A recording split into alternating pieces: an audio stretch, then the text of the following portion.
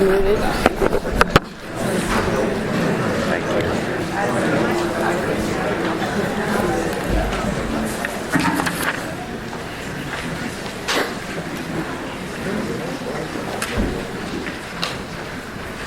wait for Treasurer Wheeler to get enough coffee. We'll be waiting a while. No, it's because we haven't needed it. Okay. Well, good morning, everyone. Thank you all so much for being here today. Appreciate your time and energy. And I know that you're all sitting in somewhat uncomfortable chairs, so we'll try and make this as pleasant as possible for all of you. So I'm going to formally open the December 13th, 2016 Land Board and turn it over to Director Paul. I did want to welcome on my right Jason Miner, who will be my Land Board staffer moving forward, and to say thank you to Richard Whitman, who is right now at DQ and working on a number of special projects. And Richard, you've just been a wealth of knowledge and a very valuable resource to me over the past several years, and thank you. And we're not applauding him or anything or giving him any presents because we're expecting him to stay on and do other work. So, thank you. All right, Director Paul. Great. Good morning, Governor Brown. Thank you. And good morning, Treasurer Wheeler and Secretary Atkins. I'm going to have to stop right there. Yes. Everyone hear Director Paul clearly? No. Okay. All right. How about that? Better. Is it better? All right. Okay. So on our agenda for today, we start with our consent items. We have 4 consent items. The first one is request for approval of the minutes from the October 2016 State Land Board meeting. And the next 3 are all very similar. I got that too close. How about, I will just try to make sure I speak up. So if Hang on. There's a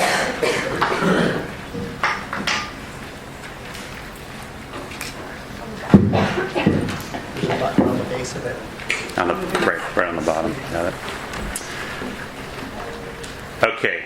How's that? Can folks still hear me? Yep. All right.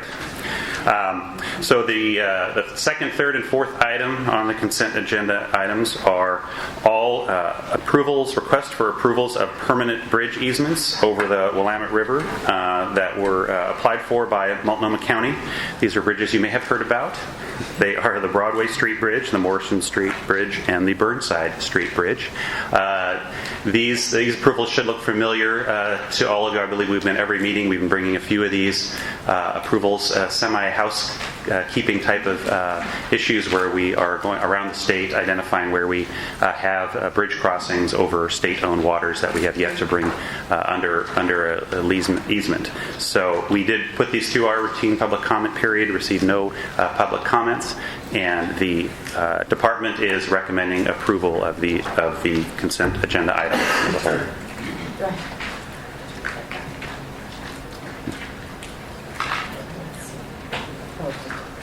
Okay.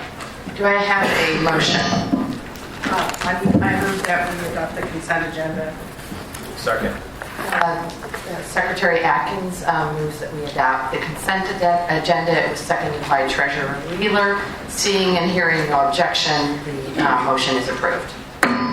Great. Thank you, Governor. The next item on our agenda item number 2, is a report on the implementation of the State Land Board August 13th, 2015 order regarding common school lands within the Elliott State Forest. The issue before you is for the department to provide an update on the status of identifying potential comprehensive ownership transferees for the Elliott property and to request input and direction on proceeding with developing an offer of direct sale to the potential comprehensive ownership transferee and possible additional partners. I'd like to start by Check in with the audience. Yes. Can everyone hear him still? Microphone's going up and down. Yeah, it is as I'm. Okay. There we go. I tried a new position for the mic. We'll see if that works better. So I wanted to first just spend a little bit of time just reviewing the background on where we are with the Elliott, how we got to where we are, and just generally the history of what brought us to the point we are today and the recommendation before you. As you all are aware, the common school lands within the Elliott State Forest were consolidated back in the 1900s to generate long-term funding for K-12 schools. These lands have been managed by the Department of Forestry under an agreement with the Department of State Lands for many decades, and until 2013, this arrangement contributed significantly to the revenue for the Common School Fund through receipts of timber harvest. If you go to Figure 1 in the staff report, you'll see trends in those revenues, at least going back to 1997. In terms of the history of where we are today and what brought us here, I think it really begins back in 1990 and 92 time period when we saw the federal listing of both the northern spotted owl and the marbled murrelet. During those years, the Common School Funds, the revenues from these Common School Trust lands saw their first significant drop because of issues related to those species. And we worked diligently with the Department of Forestry and the Federal Services to adopt a habitat conservation plan at the time that went into effect in 1995. The next sort of period in history, I think, goes from 1995 to 2001, when this HCP was in place, and we had coverage for both the spotted owl and the marbled murrelet. That HCP was designed to only provide coverage for the marbled murrelets for a 6-year period, so through 2001.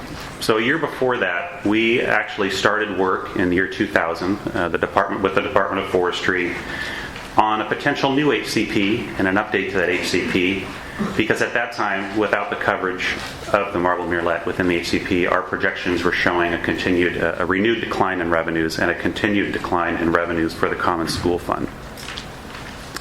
We worked fairly diligently over many years, and in 2008 and 2009, we had a few developments happen. In 2008, we saw some litigation filed against the U.S. Fish and Wildlife Service in regards to the HCP that was in place at the time. And by 2009, we were at somewhat of an impasse in terms of our negotiations on that HCP. There was a report to the Land Board. The first significant report to the Land Board occurred in December 2009. December seems to be a noteworthy month that we bring these items to you. And I just wanted to refer briefly to some excerpts from the minutes of this 2009 meeting. And Governor Brown, you may recall this meeting as Secretary of State at the time. We presented an informational agenda item 7 years ago this month on the future management of the Elliott State Forest, where Jim Young, District Forester for the Department of Forestry of the Coos District, provided an overview of the current management of Elliott and, quote, options available to the board for future management. He presented 4 options. 3 of these were different avenues to try to either achieve a new HCP or a potential different route. But there was a 4th option that was put out there during that presentation, and that was to potentially sell the Elliott State Forest. I believe this is the first time in the record that I could find where that potential for these lands rose and was presented to the Land Board.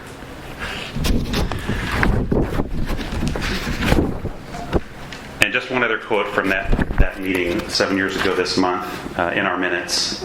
Quote, the board members expressed their frustration with how long the process had taken on the HCP. And I know Governor Brown and Ted Wheeler, a lot of your history with the board dealt with updates in our work on that HCP process that we were working on at that time.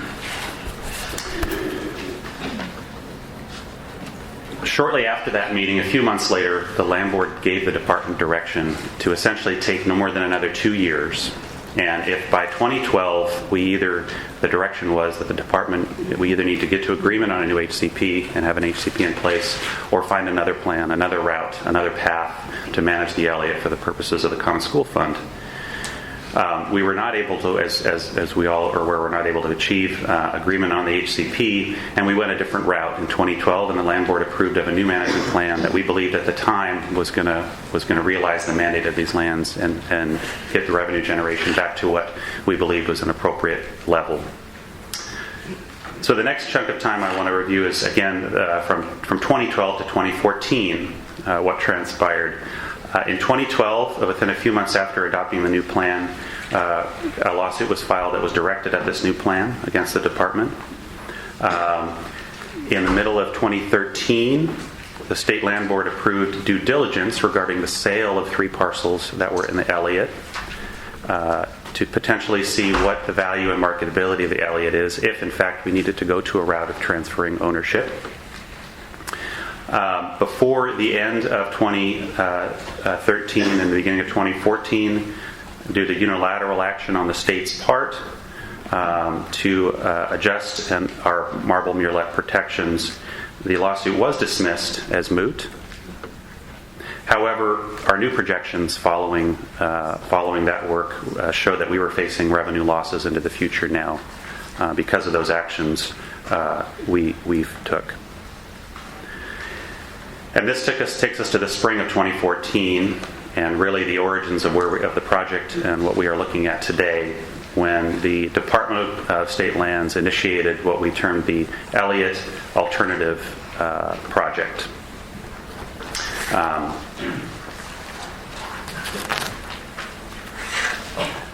The Elliott Alternative Project was undertaken at the time, again, to go through an exercise which we had done to some degree in 2014, but to examine the full range of alternatives available to the land board and the department for resolving this impasse we find ourselves at. During the implementation of this project, I think as you're all aware, the department sought out extensive public input in the spring of 2014 through August of 2015. Many members of the team within the department that worked on that project are here today. Stephanie Halleck, past director, is with us, as well as others. Our public outreach included numerous interest group work sessions and individual public contacts, and you can see a list of those at the top of page 3 in the department staff report. And the results of all these efforts have been summarized fairly thoroughly in the December 2014 report that was provided to the land board at their meeting that month, as well as the August 2015 State Land Board meeting agenda items. During this period during the Alternatives Project, between that December 2014 date and August 2015, we had narrowed down to 4 options that we were looking at, which we had presented to you. 2 of them involved still looking at potentially how the Department of State Lands may continue to own and manage the Elliott, and 2 looked at the potential transfer of ownership as well. And we requested feedback from the land board in December 2014. Part of that feedback led us to make one final effort with the federal services to determine if maybe there was still a path forward with an HCP. We were unable to get to a point where we believed there was still a path forward, and we brought to you in August of 2015, 16 months ago, a recommendation to adopt the protocol, as we have come to call it, that we are continuing to work through today. And in 2015 of August, as a result of the Elliott State Forest Alternative Project, the board determined that the transfer of the Elliott property out of Common School Fund ownership was appropriate because it would be in the best interest of the Common School Fund and the beneficiaries.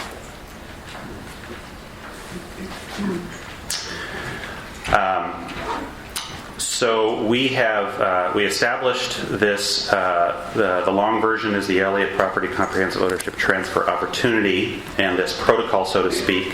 This is attached with the staff report in Appendix A, along with 2 additional supplements to that protocol that are also attached. And it is those documents in their entirety that when I refer to the protocol that we are working under. So at its foundation, I just wanted to review the 5 key structural elements of the protocol. that are required under any proposed acquisition plans. The first is that the plan must be for the purchase of the entire property at fair market value in all cash closing, with the proceeds going to the corpus of the fund. Excuse me, that's the first and the second, and these are actually listed on page 4 of the staff report. The third requirement is that the plan must be made by a lead participant with the authority to accept an offer of direct sale. The fourth is that the plan must conclude very specific commitments with enforceable mechanisms to protect public benefits, and those are listed on page 4. I won't read through those. And 5, the plan must be without any contingencies for the benefit of the transferee.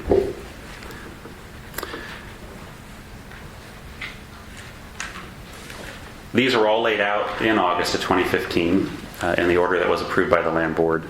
And I also wanted to make specific mention that we did understand and acknowledge at the time that this 16-month period that the protocol would be in effect until we would potentially be coming for you today with one or more proposed acquisition plans.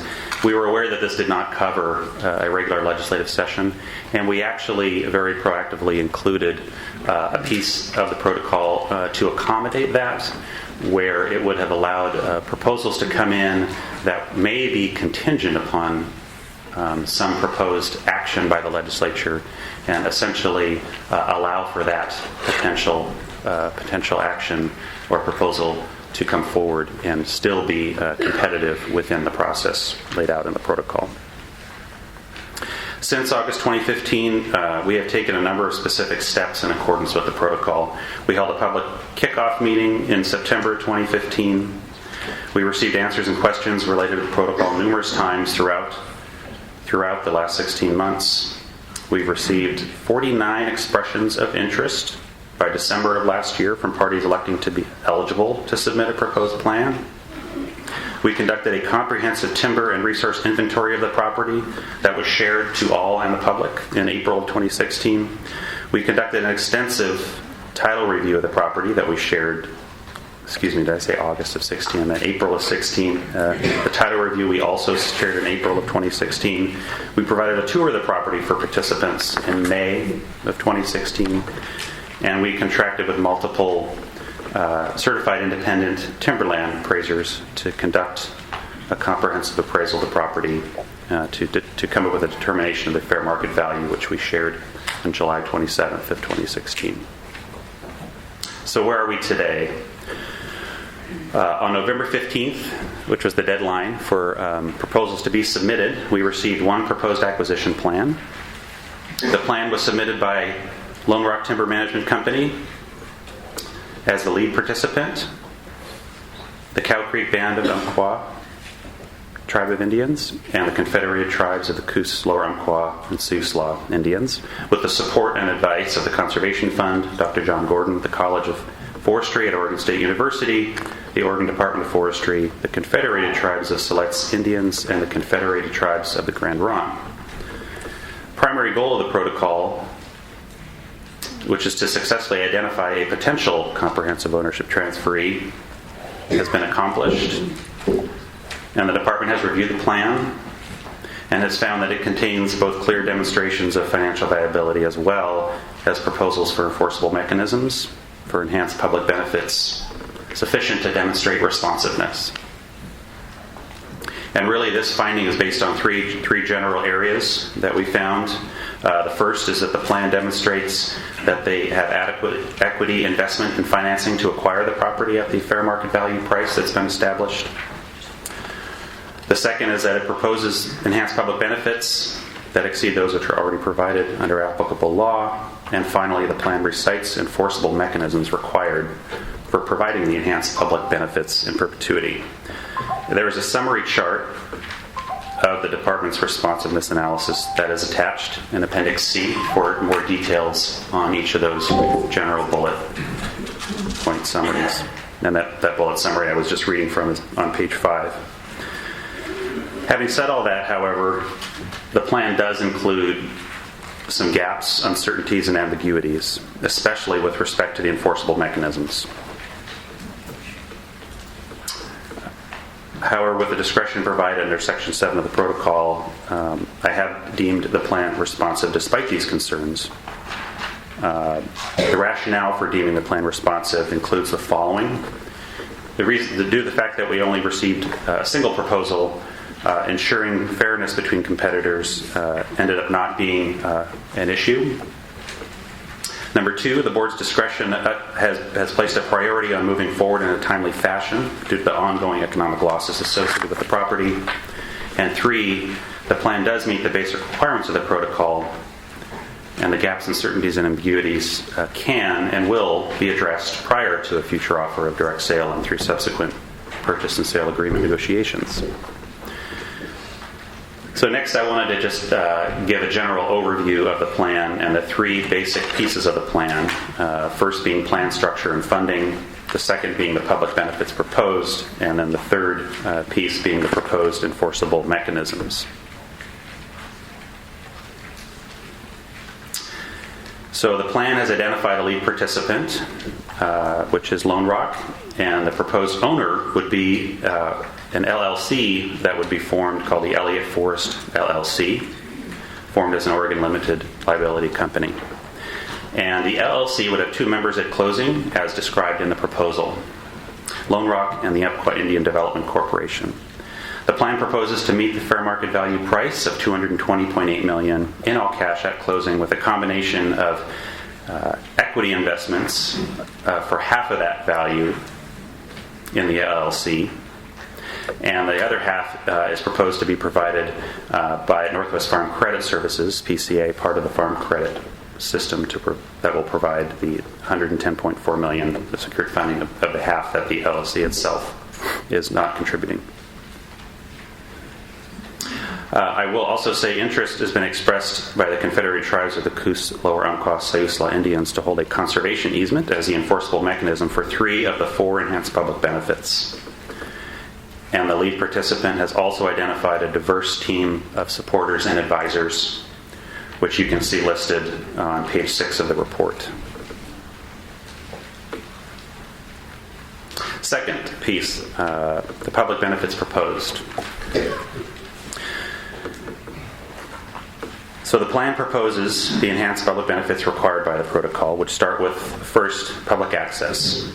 It proposes free public recreational access in perpetuity on at least 41,250 acres. A map, however, that is enclosed actually shows access on the entire property. And they do state with the right to close certain areas at certain times. Number 2, the economic benefits. The plan proposes to provide 40 jobs per year from the property over a 10-year period. Number 3, as to harvest protection areas, the plan proposes to manage 20,000. Sorry. Thank you. Okay. On the harvest protection areas,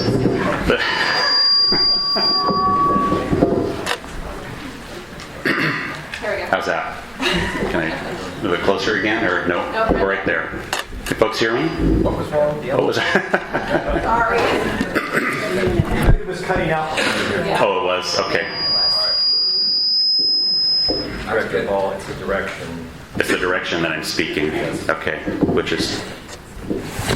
I know. There we go. I always wanted to be a rock star. So. How is that? Is everyone able to hear me? All right. Much better. Let's see, where was I? Okay. As to the, we're on number 3 in terms of the public benefits required, the harvest protection areas. The plan proposes to manage the 20,625 acres that makes up at least 25% of the forest for older forest characteristics. And the acres that have been identified in the plan, about 95% of those acres are in the 100-year-old age class or older. The plan also proposes that adjustments could be made to the harvest protection areas in the future, and I will come back to that point in a minute when I get to the concerns that we need to work through. Number 4, as to the riparian management areas, The plan proposes to protect and enhance all streams where coho, salmon, steelhead, and bull trout occur on the property with 120-foot buffers, as the protocol required. It proposes a 40-foot no-touch zone and 2 additional 40-foot zones with basal area restrictions proportional to those in the Oregon Forest Practices Act. And finally, the lead participant has also mentioned that they are interested in additional opportunities for developing ecosystem services and continuing conversations with others interested and experienced in diverse ecosystem service markets. So, what are the gaps, uncertainties, and ambiguities around these public benefits that the department needs? We would need to work through to the state's satisfaction before being able to get to an offer and/or a purchase and sale agreement. They are listed, they are summarized here on page 7 of the staff report, and again are in detail in Appendix C, but they revolve around these 4 general topics. 1, details regarding the floating public recreational access rights and landowner closure rights. We need to know more specifically and understand what they mean by that, and to make sure that under the enforceable mechanisms, the minimum 50% is guaranteed and enforceable in perpetuity. Second, reassurances regarding the compliance and means of public enforcement, especially related to the potential denial of public access through any permit system.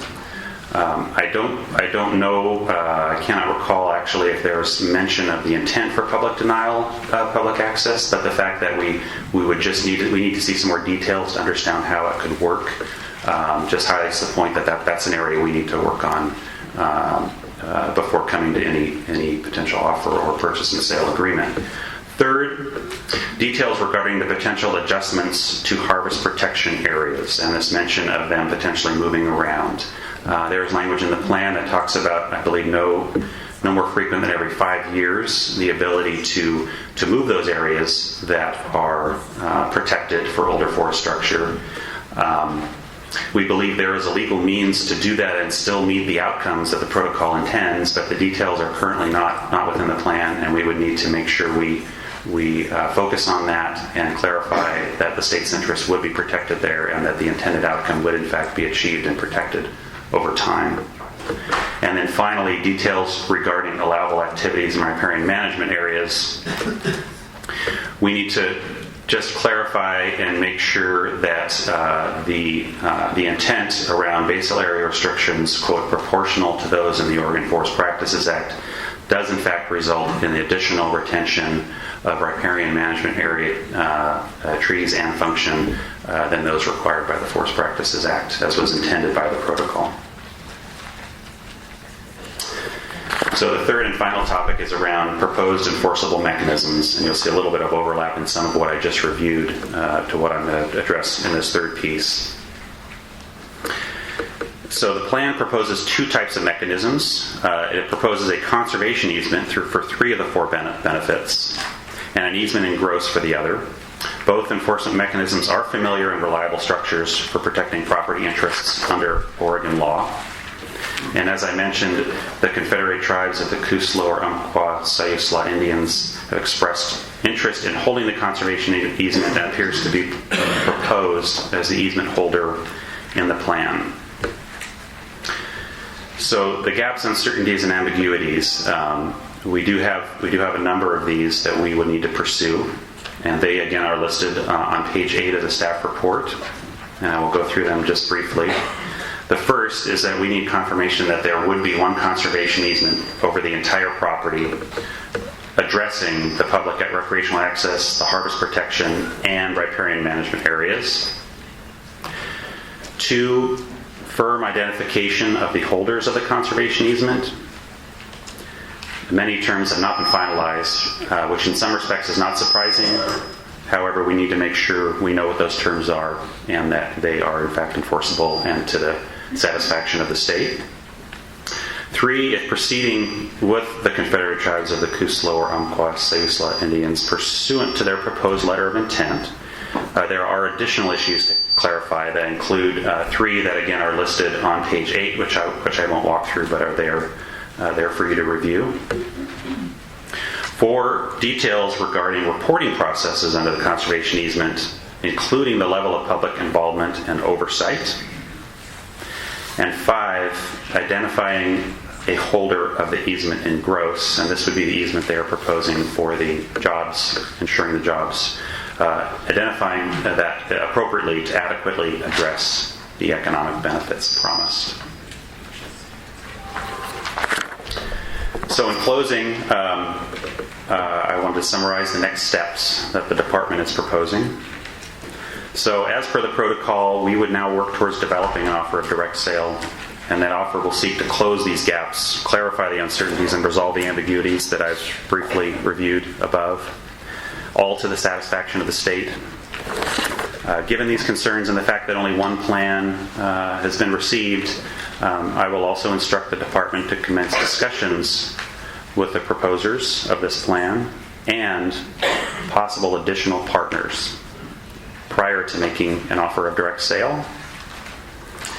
And my expectation is to return to update the board in February of 2017 prior to making any offer of direct sale and prior to finalizing a purchase and sale agreement.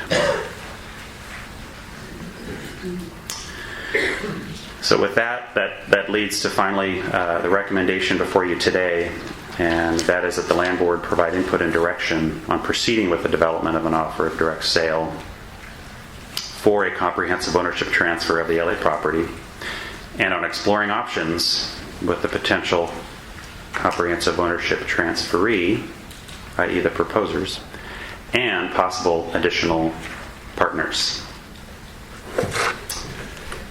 And that's my report. We have received a request from the proposers they would like to address the board and speak to you for a few minutes, and be happy to invite them up now unless you have any questions for me at the moment. If not, we can move to that. Director Paul is going to see if either members of the land board have any questions or comments at this point. Not yet, Governor. Thank you. Okay. Okay. All right. Okay. I will invite them up and let them introduce themselves as they come up. Thank you.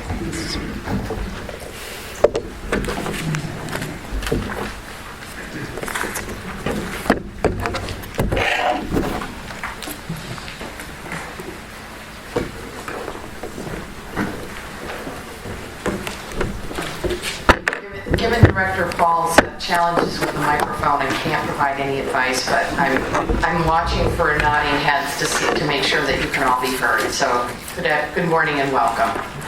Good morning, Governor Brown, Secretary Atkins, and Treasurer Wheeler. And to introduce the coalition partners, Michael Rondo on my left, CEO of Cow Creek Band of the Umpqua Indians, and Toby Luther, President and CEO of the Lone Rock Timber Management Company. And I am Chief Warren Brainerd of the Coos Lower Umpqua. Chief Brainerd, they're not able to hear you, so I'm going to ask you to pretend it's... I'm worried, normally I would say pretend it's an ice cream cone and get a little closer, but I'm worried you're going to get feedback then, so... What about the other microphone that we were using before? It was cutting out. Let's see if we can work this one. I'm Chief Warren Brainerd of the Coos Lower Umpqua Siuslaw Tribe. That'd be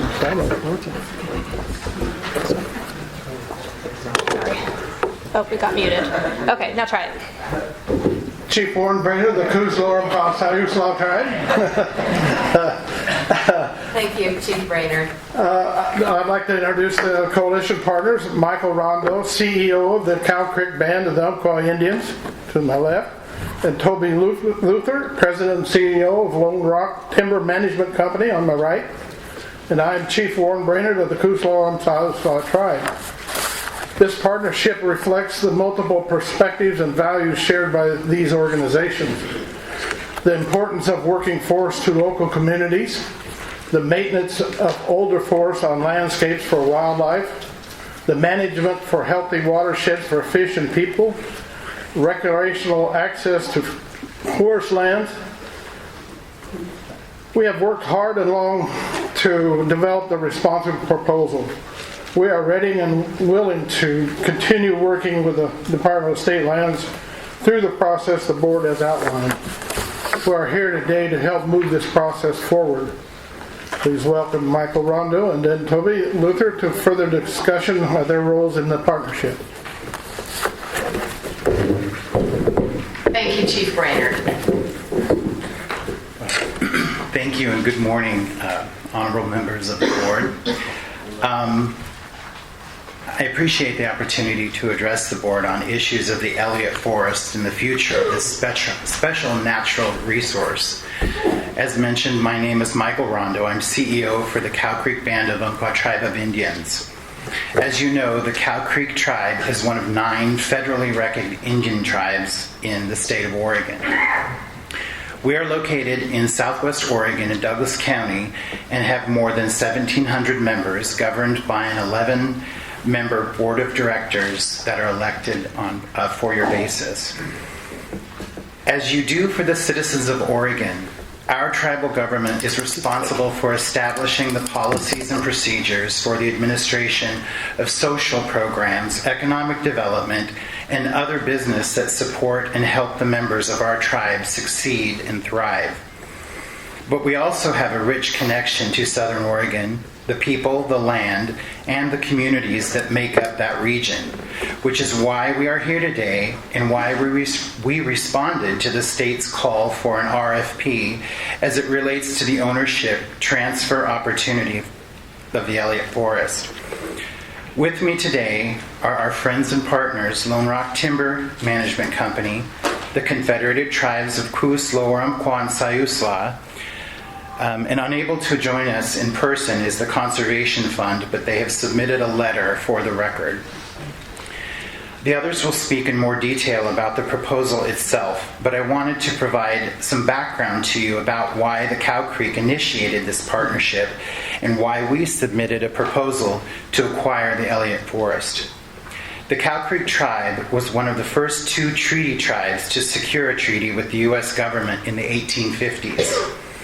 However, like many treaties, this treaty was deficient, and result was that the Cow Creek became landless, ceding more than 800 square miles of southwest Oregon to the United States government. The treaty was essentially ignored, as many were, for over 100 years until the official Termination Act of the 1950s. That caused federal relations with more than 60 tribes and bands in Western Oregon to cease to exist. The Cow Creek never received the reservation that the treaty promised, but our people remained in our homelands and continued to hold council as our ancestors had always done. In the early teens and 20s, the Cow Creeks were successful in getting bills entered into Congress for recognition. However, because of the Great Depression, President Hoover vetoed that recognition, and it wasn't until the 1950s that the Cow Creeks were again recognized only for the purpose of termination. In the 1970s, our tribe began the path to restoration, and in 1982 was the second Oregon tribe to get recognized by the federal government, and we created the government-to-government relationship with both federal and state agencies. The act, however, did not restore any of the tribe's ancestral lands. We still remain a landless tribe. This is important for this context because since 1982, the tribe has spent the last 34 years pursuing a land restoration policy and economic development strategy that focuses both on direct purchase and land as well as repatriation through congressional acts. We're currently trying to restore our reservation that was established, that was promised in the Treaty of 1853. When we learned that the state's decision to transfer ownership of the Elliott Forest, we were immediately interested. We were interested because it aligned with our long-term land acquisition, management, and investment goals. We were interested because we wanted to see that ownership of the forest remained local and not transferred to an out-of-state or possibly international entity. Keeping the forest in local ownership is very important to the tribes. And we thought with the right partners, we could collectively benefit. Our tribal priorities to restore our land base could be advanced. The state could sell the forest to a loyal, trusted partner with deep ties to the community and a commitment to the state. The public policy goals to fund education and ensure sustainable protection of the forest could be achieved. And the citizens of Oregon could feel secure that the public interest would be protected in the future of the Elliott Forest. When the state set the market value and announced the price, we began seeking investment partners that shared our commitment and values. We met with many parties, but when we met with Lone Rock Timber Management Company, we knew that they were the right entity to join our efforts. The tribe and Lone Rock have had a long history together doing community activities and other beneficial things for the community. They are local to Roseburg. They have a record of sustainable and responsible forest management. They are committed to upholding the ecological and environmental protections we all want to see our forests. And like us, their roots in Oregon are deep, and they wanted to see this asset carry forward for generations. We are also pleased to partner with the Confederated Tribes of Coos, Lower-Mquon, and Siuslaw. This tribe has a unique connection to the Elliott Forest, play an important role of holding the conservation easement, which they will speak to. The Conservation Fund will join us in advising and offering expertise in cultural resource management, fish and wildlife habitat, water quality, public access, and responsible economic development, which they have done nationally, and here in Oregon most recently with the Gilchrist State Forest. In addition, the Confederated Tribes of Grand Ronde and the Confederated Tribes of Siletz are also interested in the opportunity to advise and oversee the management of the Elliott. We are proud of this unique partnership. We are proud of our proposal, and we look forward to working with you, government to government. Throughout this process, so this special asset is protected for the public good, the state can fulfill its commitment to the Common School Fund, and we can carry out a tribal priority to advance the restoration of our tribal land base after it was taken away more than 160 years ago. With that, I would like to introduce our partner, Toby Luther, CEO of Lone Rock, who will speak in more detail about our proposal.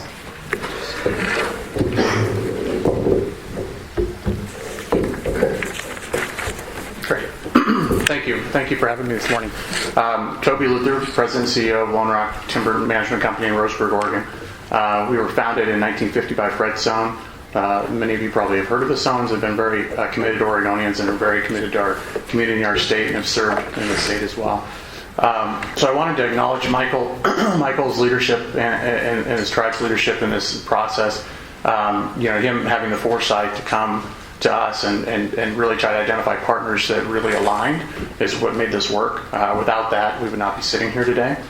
The relationships we built both with the Cow Creek Tribe and now the Coos, Lower-Umpqua, and Siuslaw Indians, the Conservation Fund, and others throughout this process have been valuable, and we look forward to continue to grow those. Often I'm asked who Lone Rock is, because we are a company down in Roseburg, Oregon, privately held. We started as a sawmill back in 1950. We actually sold the mills in 2001, and as the family has grown, have continued to focus on timberlands and managing timberlands sustainably. We manage 130,000 acres of timberland in southwest Oregon. Our logging operations have actually been recognized 3 separate times by the Department of Forestry as Operator of the Year. I think we take very seriously managing our lands and the lands we manage to the highest of standards. So we are also undergo an annual evaluation for our certification. Our lands are certified, which also attests to sustainability. Relative to the proposal, for us, obviously we're the majority equity stake, but it is truly a partnership, and it is much bigger than just what the financial aspects are. We will manage the lands. Our team will use our expertise to manage those lands, but it'll be done in conjunction with our partners that are at the table, as well as the Conservation Fund and the others that are listed in the package that you see before you. We had many discussions throughout this process. I think it's interesting to note that while there's one proposal, this is actually a proposal of proposers. I think you'll note that not only the 3 of us sitting here, but also the Conservation Fund who are on the letterhead, but also there's another 5 or 6 entities that have actually have a role within this process. So when you look at the 49 original groups that expressed interest after you guys laid this process out, we had conversations with not just those, but also many others, and there's several that we're still talking to about how do we build the best coalition to meet the needs that you've laid out. Obviously, this process was very unique and required a unique coalition. I think that's what you had anticipated, and I hope that by us coming together, we've achieved that. I also just want to finally thank the staff for their comments and questions. I think we look forward to continue to work to resolve those. I think they're asking good questions, and we're aligned and understand that this proposal is going to take some details to be worked out. But I think we've been very encouraged by those discussions and look forward to working with you to complete this within a timely manner. Thank you.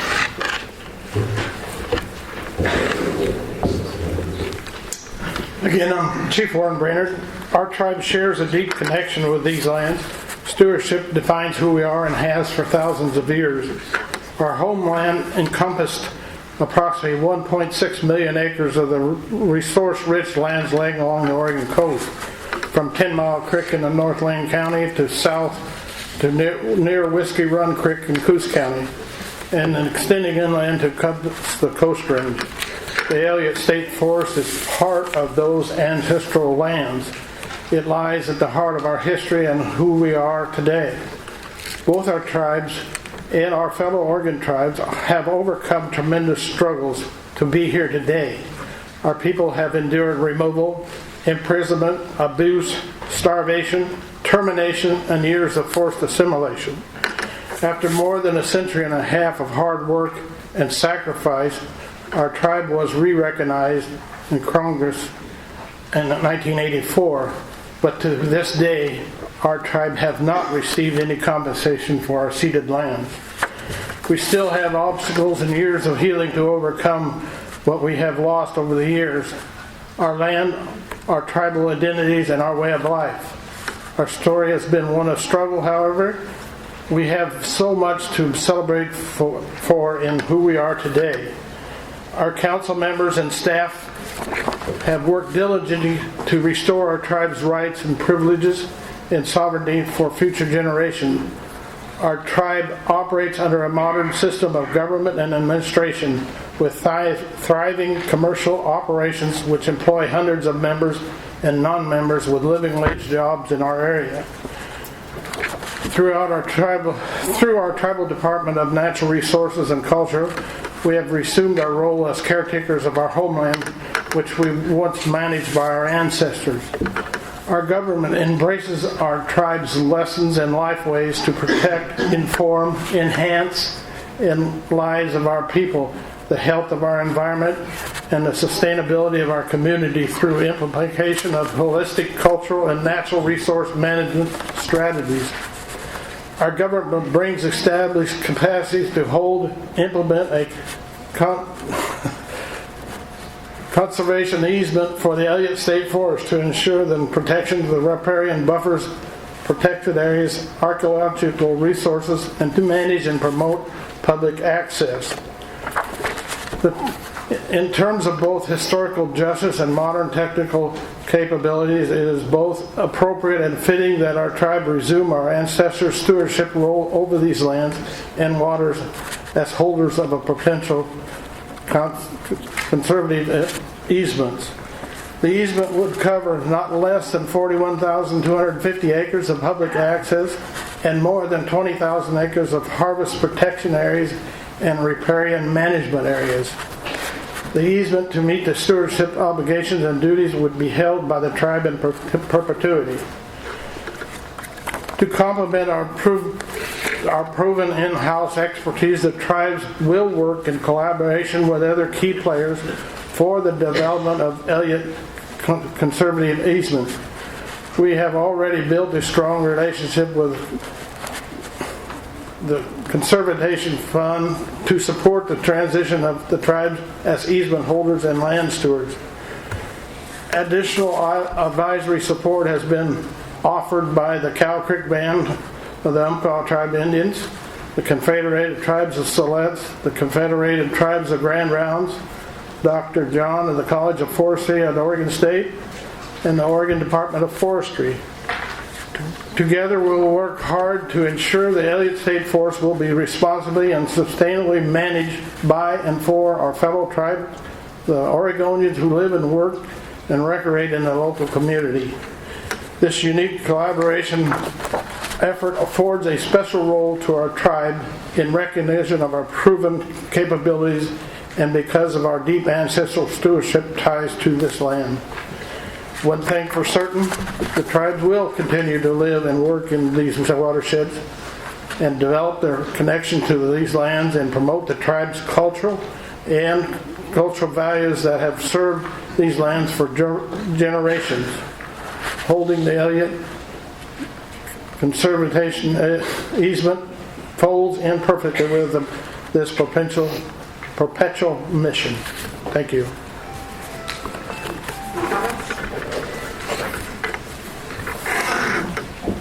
Secretary Atkins. Yes.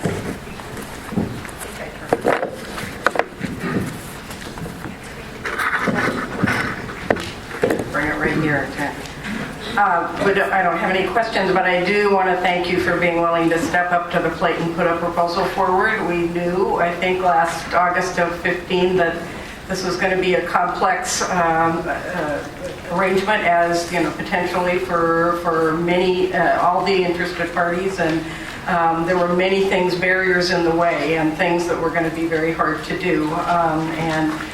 We may not have the complete answers to all of the questions, which I think you've heard the director express to us and has expressed back to you, and we may not have all the partners at the table that will be useful to all of this, but I appreciate that it came with some flexibility and that you put some skin in the game in order to help resolve this problem. Thank you. Thank you, Secretary Atkins. I also want to add my appreciation for your time and energy that you dedicated in submitting this proposal. I also appreciate the thoughtful and collaborative approach that you have taken and that additional partners may play as well as we move forward, and look forward to you working with the department as we clarify, as Director Paul said, the gaps and uncertainties that are in the proposal. Treasurer Wheeler? Thank you for coming today. I appreciate it. It's very thoughtful. Chair Brainerd and Mr. Rondo, Mr. Luther, thank you very much for your time. Thank you.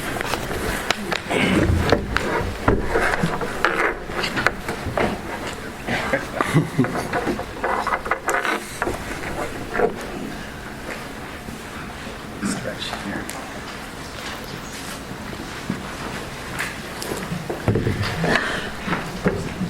Okay, so next we can move forward to a public comment period, unless there are any questions you have for the department at the moment, or you can say that we'll have time at the end. Okay, so we will now start our public comment period, and I would like to turn it over to Stephanie Halleck, who will be facilitating this part of the meeting, and she can take it from here. Thank you. I hope you can all hear me. And welcome. Many of you have seen me here before. I'm Stephanie Halleck. I've been the outreach coordinator on the Elliott Project since the spring of 2014. We have approximately 80 people who have signed up to speak. You have worked extraordinarily well with me in the past to give everyone a chance to speak, and I would ask that you do so again. We will only be able to have roughly a minute per person, maybe a bit more, in order to give the land board time to deliberate and to make their own comments. They need to conclude the meeting by 1. As you know, I will hold this up and give you a chance. I'll give you a 1 minute, but that's really going to be more like a 30-second. Then I'll give you a time is up, and then you'll hear my dulcet tones if you don't stop encouraging you that it's time to move to the next person.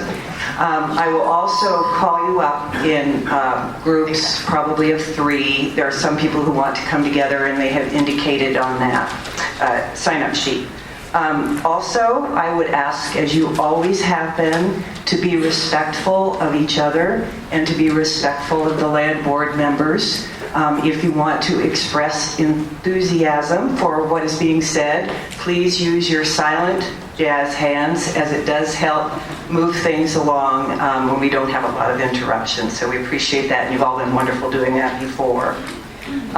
We're going to start our testimony with representatives from the education beneficiaries of the Common School Fund. And I'd like to ask Chuck Bennett of COSA and Lori Wimmer of OEA to come up first.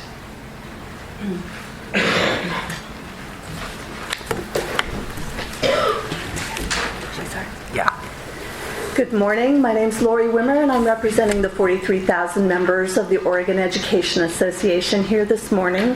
Thank you so much for giving us an opportunity to share our input on this very important decision that you've all taken and that we hope will proceed forward with respect to the sale of the Elliott. I have, on OEA's behalf, participated for many years on the beneficiaries group, for the school beneficiaries group with the Department of State Lands, which they created a number of years ago. And we have been kept apprised of the challenges of meeting Oregon's constitutional requirement that these lands owned by the Common School Fund be managed to produce revenue for K-12. For years, the property has been costing the school children of Oregon money, not making them a return. All options short of selling, it appears, seem to be exhausted, and in a zeal to protect the forest, our students have thus been shortchanged. We're impressed that the good stewards of the CSF lands at the department have worked really hard to balance the important interests in this intractable problem. The proposal to protect older forest stands, riparian areas along streams, and recreational opportunities, as you've heard, has been baked into the proposal, as has honoring job creation values. The bid has come forward in a way that may need more full elaboration, and we understand that, but we believe that overall it appears to meet the requirements of the objectives, and this creative consortium that you've heard from is willing to pay the estimated market value for a property that has become an untenable liability for the parties who are supposed to be supported by the land, not supporters of the land's management. Though we understand the concerns of those who oppose the sale, we do not share the conclusion that our schools should bear the brunt of the controversies inherent in trying to generate revenue from the resource. So that we ask the land board to stay the course and allow the sale to move forward. Thank you. Mr. Bennett. Thank you, Governor Brown, Secretary Atkins, Treasurer Wheeler. My name is Chuck Bennett. I represent the Confederation of Oregon School Administrators. Governor, for 15 years we've been frustrated at each turn as costs of management of the Elliott State Forest have exceeded the income and have testified at each session during that period regarding that shortfall and its impact on the Common School Fund. We are supportive of this process that you've engaged in, certainly associate with the comments from Lori on behalf of OEA. We believe it's now your turn to take on the fiduciary responsibility of determining if this meets the tests that you all have established for it. We have met steadily for any number of years with DSL staff. They've kept us apprised. We've discussed this issue. Myself, I've served on numerous task forces through DSL on questions related to the Elliott State Forest. It's good to see it getting to the point of a decision, one way or the other. And whatever decision you make, we'll be very supportive. We know you will do it based on your responsibilities to the school children of Oregon and to the Common School Fund. So thank you very much. Thank you both very much.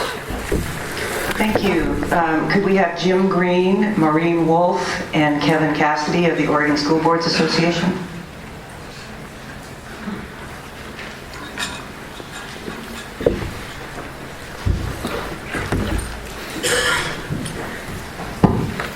Good morning. Good morning, Governor Brown, Secretary Atkins, Treasurer Wheeler.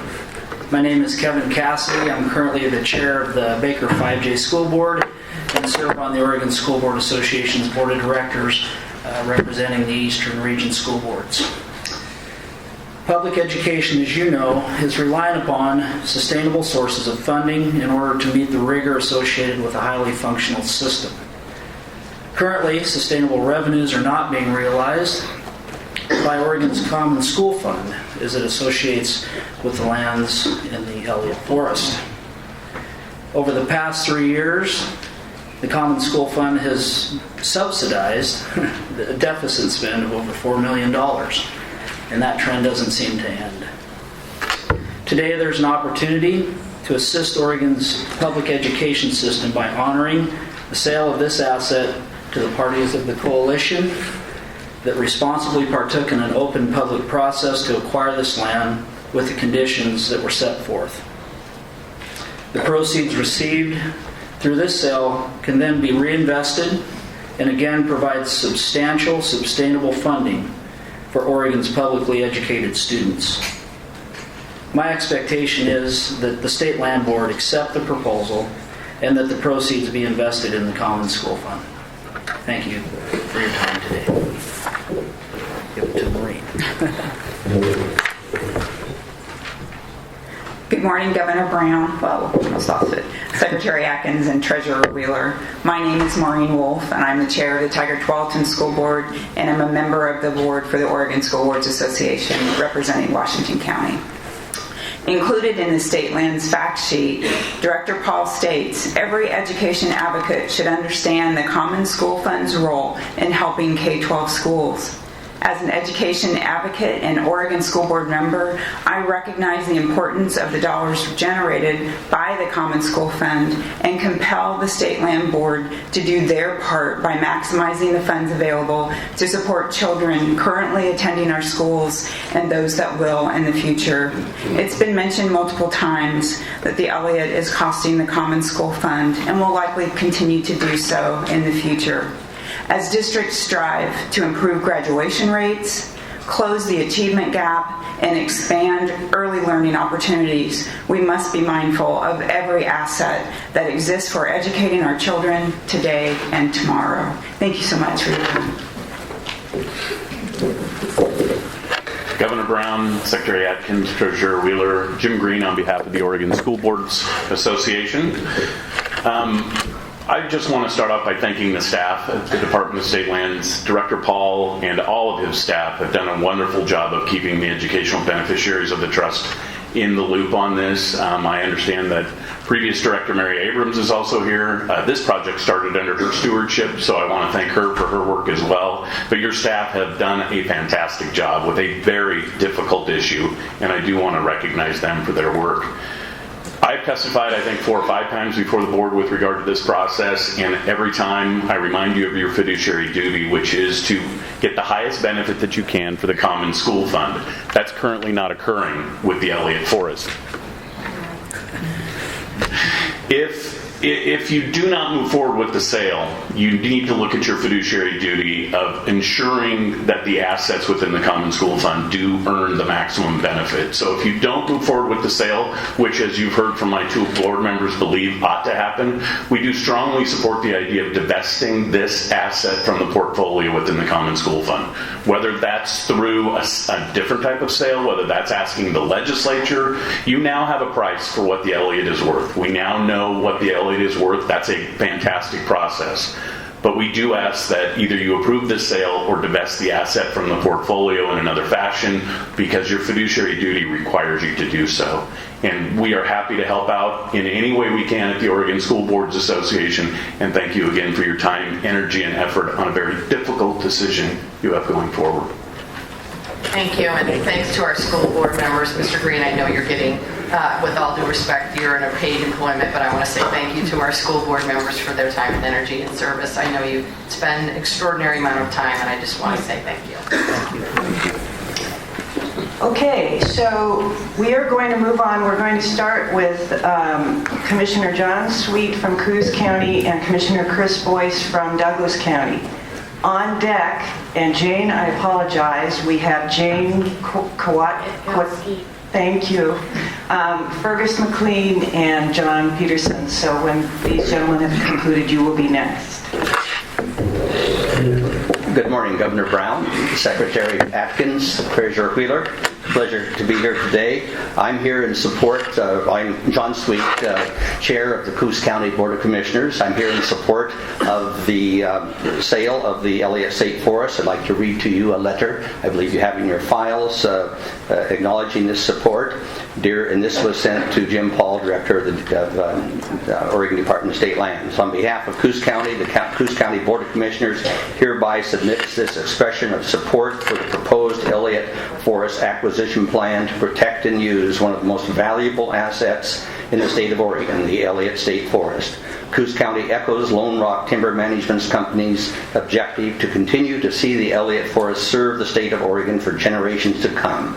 On December 7, 2015, Coos County submitted a statement of interest to the Department of State Lands. In that letter, the Board of Commissioners indicated that the citizens of Coos County have a long-standing appreciation for all the interactions of the Elliott State Forest, including recreation, clean water, and economic sustainment. We write to you now to reiterate that Coos County fully supports the plan that conserves areas for natural and cultural resources, ensures recreational access, and create jobs. Sincerely, Coos County Board of Commissioners, Chair John Sweet, Commissioner Melissa Cribbins, and Commissioner Bob Main. I'd like to take a moment to express our gratitude for the proposal that Lone Rock and the tribes with whom they have collaborated have put forth. I can attest to the board that these are marvelous stewards of lands and marvelous citizens of our counties.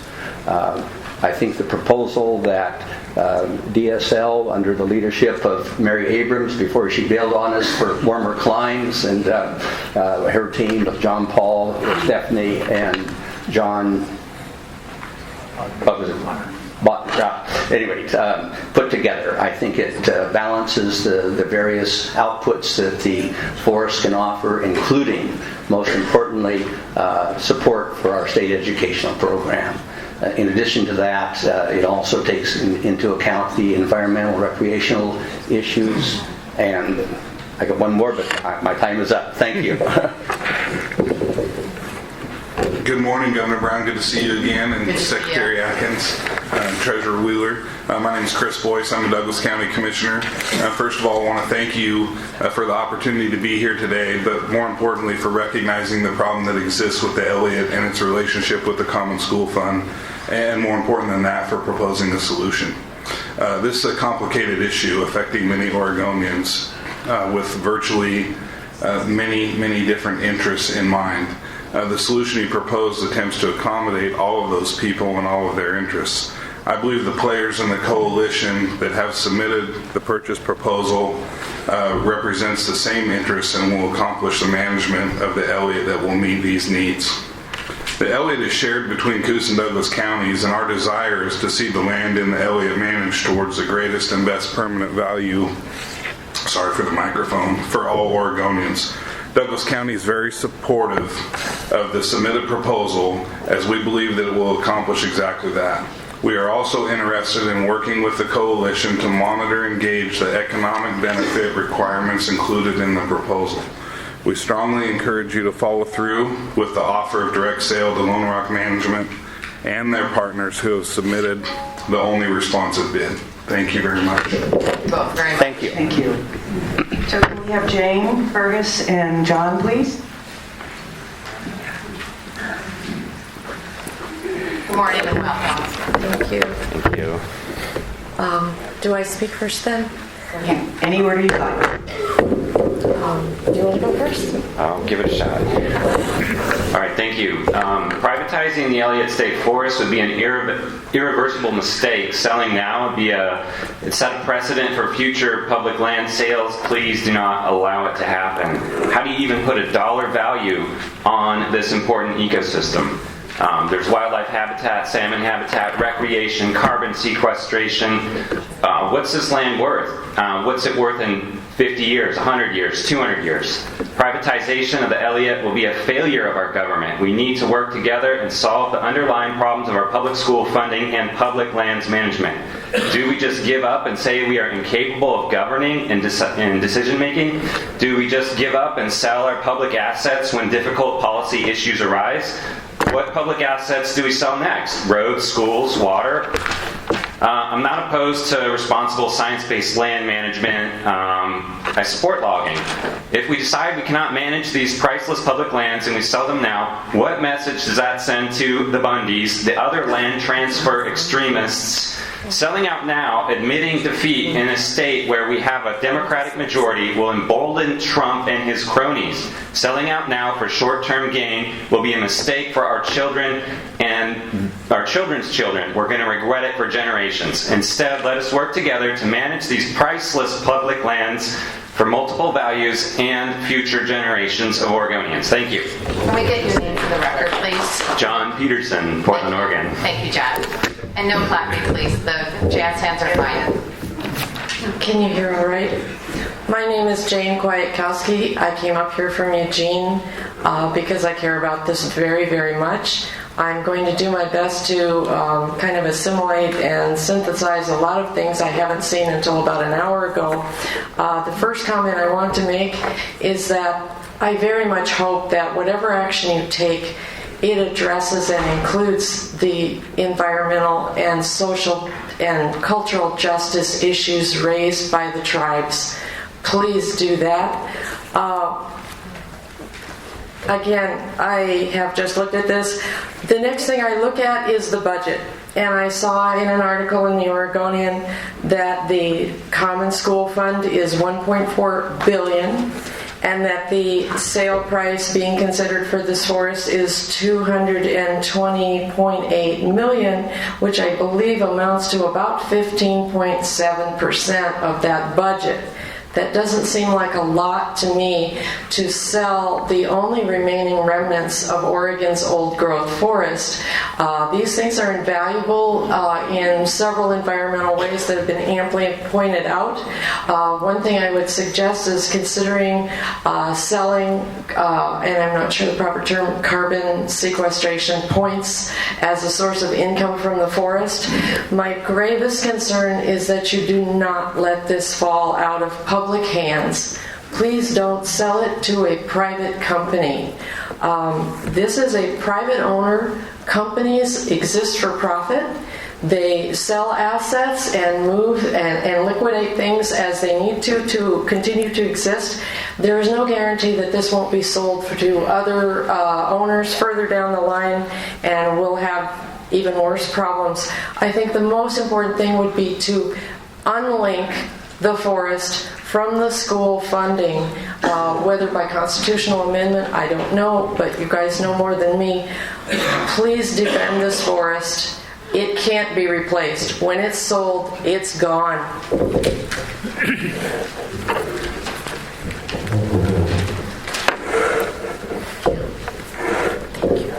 Fergus McLean. Lone Rock's offer is fueled by revenue from two sources the state lacks: carbon credits and log exports, which together could amount to a $150 million windfall for Lone Rock, in excess of the appraised value. Under ORS 540.490, you are obliged, as landlord, to manage the Elliott to secure the greatest permanent value of the lands to the whole people of the state of Oregon. It could take substantial funds and a good deal of work to bring the Elliott's carbon credits to market. I submit that an appropriate source for these funds is a small $1 a thousand severance tax on industrial timber, a tax which can be reinstated by a simple legislative majority that would allow the state to move forward with selling carbon credits from the Elliott.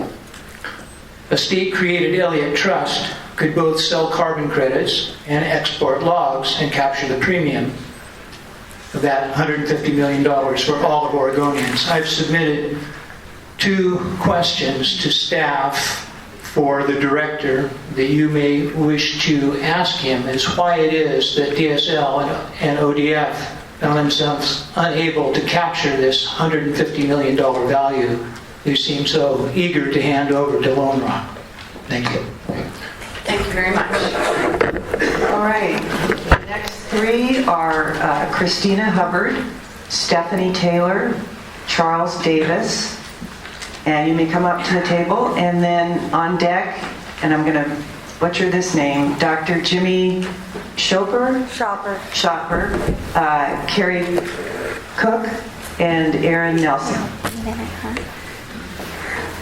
Which microphone are we using? This is that one. My name is Christina Hubbard. I'm with Forest West Cottage Grove. I've driven up here today to talk to you. I want to thank the members of the State Land Board for the opportunity to speak with you today. In the face of prior proposed logging and land sales in the Elliott State Forest, the courts have repeatedly decided to uphold environmental protections for the endangered species in the rich riparian areas it contains. This is one of the main reasons the State Land Board began to consider the option of selling the Elliott to end this repeating cycle. I must ask the question, if the courts judge in favor of the environment, why are you trying to step aside from protecting the laws you are sworn to abide by? The Elliott State Forest provides far more to the citizens of Oregon than the trees to be harvested. Within its borders, the Elliott encompasses more than 41,000 acres of native mature forest, providing critical habitat to endangered species, as well as unspoiled streams and rivers that provide drinking water to the communities within its watersheds and the spawning grounds for coho and Chinook salmon. As the League of Women Voters stated in their April 16, 2015 letter to the House Committee on Rural Communities, Land Use and Water, fisheries experts have determined 25% of Oregon's wild coho are produced in these waters. This productivity is vital to supporting a healthy fishing industry in Oregon and cannot be overlooked or dismissed. There are efforts being made to find a different solution for the Elliott, such as Burke has mentioned, to find funding and create an environmentally positive alternative, such as forming a land trust to preserve and protect this unique habitat. However, this type of effort requires far more time than has been allowed in this process. There has been only one bid received, which means the State Land Board is not required to accept that bid or make any decision today. And I highly urge you to postpone considering a sale until a better solution can be found. We need to move to the next person. Thank you. I wish you'd said that to some of the earlier people that spoke in favor of that sale. You let them talk as long as they want.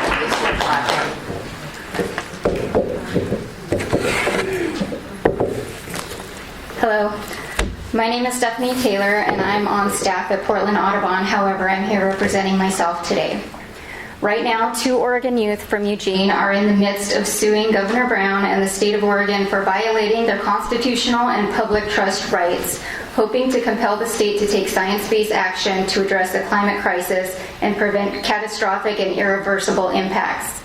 State leaders talk a big game about their cutting-edge climate policy. However, future generations don't think that they are walking their talk. The Elliott State Forest is one of the most productive carbon storing forests in the world, thereby mitigating climate change at no cost to Oregonians. In 2011, Portland-based EcoTrust calculated that an unlogged Elliott would store 46.6 million metric tons of carbon dioxide by 2050. While that puts no money in the school bank, climate regulation is expensive and likely to become even more so with political climate protection uncertainty ahead. Will you, Governor Brown, and the Land Board rise to the climate action challenge and stop the liquidation of the forest, or will you carry on with the legacy of selling off this carbon asset belonging to all Oregonians and future generations? If you choose the latter, what will you tell the youth who are scheduled before the Oregon Court of Appeals this week? Governor Brown, you must show leadership and take the time required to find a solution for the Elliott that works for future generations and keeps this outstanding public forest in public ownership.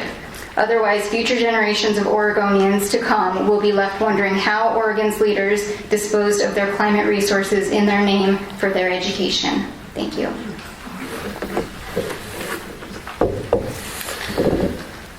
Hello. Hello, my name is Chuck Davis. I'm from Southern Oregon, Grants Pass area. And I was looking at the dollar figures and all and how we come up with $200 million to take the place of the money that has been proffered by Lone Rock, etc. I was thinking maybe a tax surcharge, maybe future lottery revenues, maybe sell some timber.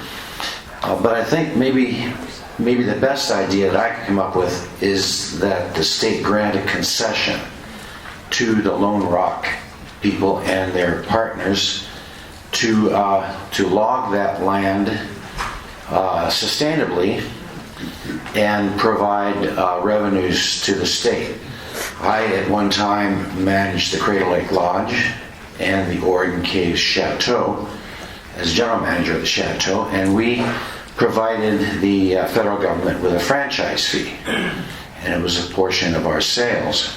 And I think that you could probably come up with money for your schools just by granting concession. And since Lone Rock and their partners have made a good faith bid to do the work, they would make a good concession partner for you. That way you don't lose the land. Thank you. Okay, Dr. Jimmy Schoper, Perry Cook, and Aaron Nelson. And the next three after that will be Siad Dom Edmo, Nicole Jackson, and Jackson Loftus. Although Jackson Loftus, you can hold off if you want, because I think there were a few of you who wanted to come together. I don't actually know. I'm guessing that one. Is that Mike? Yep, this is the one that works. My name is Jimmy Chopper. I'm a quantitative industrial ecologist, and I've spoken here in regard to the Elliott numerous times before. I'm also a retired farmer and educator, and as you get older, you discover there are really about two things you need to do in life, and that is to maintain the ecological health of the landscape you're living on, and the second thing is to raise the next generation to do the same. And whatever you do today, whatever decision you make today, the school children of Oregon are going to remember forever. Now, in regards to the plan that has been presented, I'm looking for network flows. I'm looking at health of species and health of the people living on the land. And so far in the plan that's been presented, I see some relationships, but I'm not seeing a typical rollout of a business plan or enterprise plan of what this is going to look like through time with all the flows and how that's going to play out. And I really, whatever decisions you make, we really need to see that before the fact with this plan and any alternative plan. Thank you. Hello, my name is Aaron Nelson. I'm a biologist from Eugene, Oregon, and I just read in the Registered Guard that if Lone Rock Timber buys the Elliott, they will allow public access to parts of it, but citizens will be required to get a permit to gain access. More disconcerting, I've learned that citizen surveyors will not be allowed to look for the presence of endangered species while they are on the land. Considering that citizen surveys have been a vital part for the detection of species in the Elliott, particularly the marbled murrelet, it doesn't require much imagination to figure out why these surveys would be banned. This strategy is one of the only ways that illegal logging can resume in the Elliott, regardless of the endangered species presence there. It has been established that the majority of native forests on the Elliott are being used by endangered species as habitat. There is no reason to expect this to change. Yet, Lone Rock Timber is posing to destroy half of this remaining habitat. If ODF hasn't been able to make a profit without illegally destroying endangered species habitat, then how can we expect a private timber company to do this? Nope, I'm not done, sorry. You're getting Am I done? All right. So, I hear a lot of talk about the children of Oregon. Oregon children deserve funding for schools, but they also deserve a future with wildlife, wild places, and a livable climate. It is your job and moral obligation to find ways to provide both of these things. Thank you. Jazz hands, thank you. My name is Carrie Cook, and I'm currently a North Bend resident, and the beautiful Elliott State Forest has been a lifeline for me. I'm originally from Southern Oregon, an area lucky enough to have a fair amount of public lands. And, Could you speak? Sorry, could you speak directly into the mic? Sure. Coos County is not that lucky. In fact, when we moved here, it was difficult to find lands we had access to, even though we lived next to private timberland. These private timberlands are marked with no trespassing signs and are not accessible, including the recently sold parcels of the Elliott State Forest. These lands are important for many reasons beyond providing timber. They clean our air and water, provide salmon habitat that our fisheries rely on, and are an invaluable recreational asset. They also provide a home for many of Oregon's important native species. I really could go on and on about the benefits of having the Elliott and its irreplaceable role to the area if it's lost. I'm asking the board to please ensure access now and for future generations to this exceptional Oregon landscape. Please do not sell. Thank you.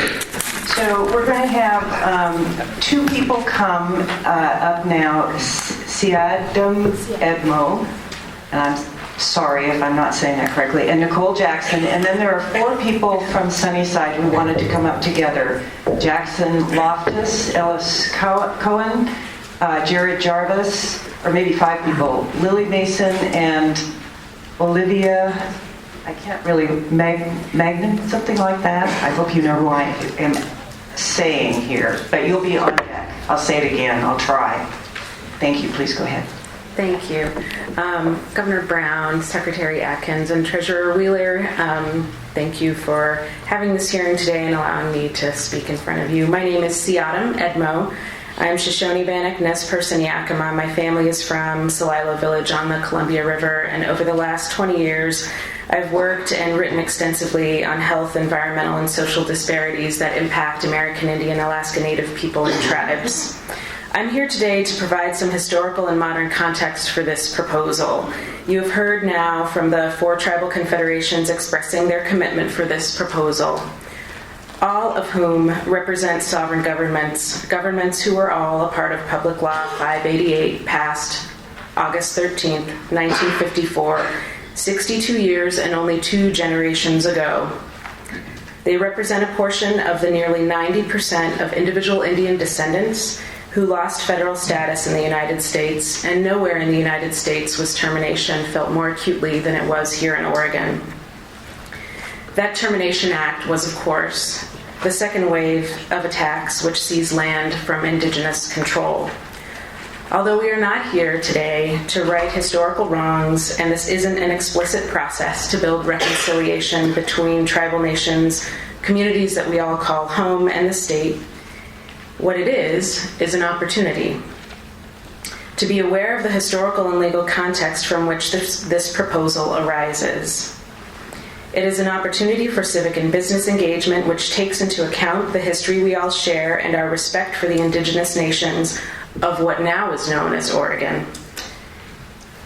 So to all my environmentalist friends here today, I do count myself as one of you, having served for many years with the Columbia Riverkeeper and spent 2 years as an environmental AmeriCorps volunteer and worked on to build collaboration between tribes and environmentally mission nonprofits. You are concerned about public lands being privatized for the good of all, and I strongly caution your testimony regarding this sale in particular. This land, which is challenged on its financial benefit to the state, is returning to the hands of tribes who suffered termination, who are working with all who call its place home, including a family and locally owned business. Additionally, it was one of the tribes who initiated this collaboration. When it comes right down to it, your environmental argument sounds like entitled settler colonial narrative. You view this land as yours, and it is evident by the lack of relationship you have with these tribes who you have come out in force to oppose. I have watched your wrap up. Thank you. Last sentence. I have watched your opposition to this deal on social media mixed with posts about supporting Standing Rock. If you really understood Standing Rock and had relationships with these tribes, you would stand in support of this Elliott sale.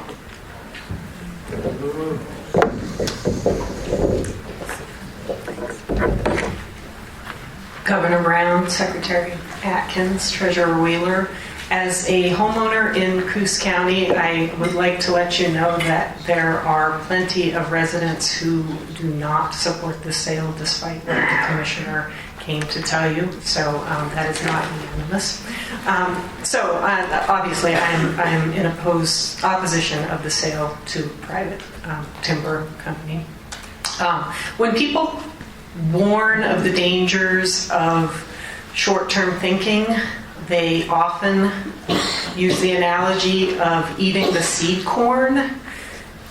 In this case, I believe that selling off the Elliott would go beyond eating the seed corn and be more like selling the farm that you are growing the food for your children on. The Elliott is not a liability, it is an asset with a temporary income stream problem.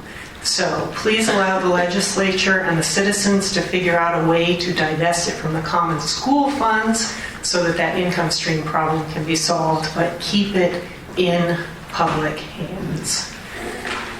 Thank you.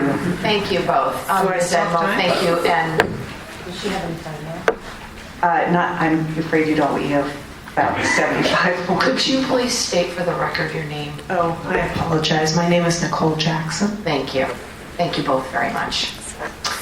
Okay, we have 4 from Sunnyside. This is Jackson, Ellis, Jared, Lily, and Olivia. May I please ask that if you're going to give extra time to people who are in support, you also give time to the people who are in opposition. Thank you.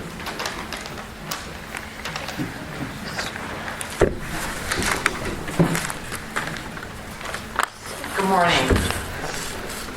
I'm guessing you're all students. Yeah. All right, thank you. Well, we appreciate you being here today. Hi, my name is Jackson Loftus. I'm the first of several 8th grade students from Sunnyside Environmental School in Portland. I'm concerned about the Elliott State Forest. I think what you're doing is for a good cause, but the way you're doing it is wrong. Illegally cutting down the forest that is one of the last remaining habitats for an endangered animal species is a terrible thing to do. Marbled mullet is a seabird that is not a gifted flyer. They need old-growth forest because it has thick enough moss for the mullet to crash land into. That's where it makes its nest. Another thing I'm concerned about is our future. These trees are hundreds of years old and hold mass amounts of carbon. By cutting down these trees, you'll be releasing tons of CO2 into our atmosphere, threatening our futures. I want to grow up in a time where my brothers and I can enjoy the forest and not have to fix your mistakes. So for the sake of the marbled mullet and the future generation, do not sell the Elliott State Forest. Please try and find some other place to fund our schools. Thank you for our time. Thank you. Hi, my name is Ellis Cowan. Ever since I was small, I have cherished the time I can spend in the woods. Hunting, fishing, mountain biking, and camping are ways in which I clear my head and enjoy the company of family and friends, or the complete absence of them. I understand that you need to find money for schools, and preferably in ways that don't raise taxes, but I urge you to find it another way. I do not see cutting our forests in an unhealthy way as a fair trade for schools. When I am an adult and have children of my own, I would like them to be able to fish in cold, clean rivers and hunt in healthy public lands. I would like them to be able to camp in old-growth forests and backpack for miles through uninterrupted wilderness. I do not want to have to explain to them that the generations before them have punished them before they were born because they were unwilling to face tough decisions with a mindset of logical problem solving and a willingness to do hard work. So I urge you to face the problems that have been placed before you with that attitude. I urge you to face these problems because if you only follow the easy and direct path, by the time my children are wearing your shoes, there will be no path to follow and no way for them to turn around. Thank you.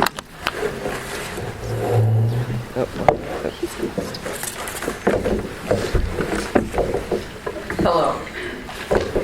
I am Jared Jarvis. I am an 8th grader at Sunnyside Environmental School, and I care about the Elliott State Forest because I love to camp and hike in old forested land, So destroying this massive patch of old-growth forest by logging not only destroys a habitat for marble murrelet, which is an endangered species, but also makes it harder for people like me to hike and camp in these woods. Yes, they would still allow access into the forest, but with so much more difficulty. And by selling it, they would be able to cut down the amount of wood you deem too much. And they do not have to follow the same guidelines to keep the marble murrelet habitat reserved. This is also a place for coho salmon to breed and live because of the forest health. And if they do the massive amounts of cutting they plan on doing, that will affect both of these endangered animals' habitats. And yes, I realize that a portion of the logging profits goes to the school fund, but is that more important than a place for my kids to hike, camp, and be outdoors? So I urge you to find a better way to keep this habitat alive and help the school fund. Thank you.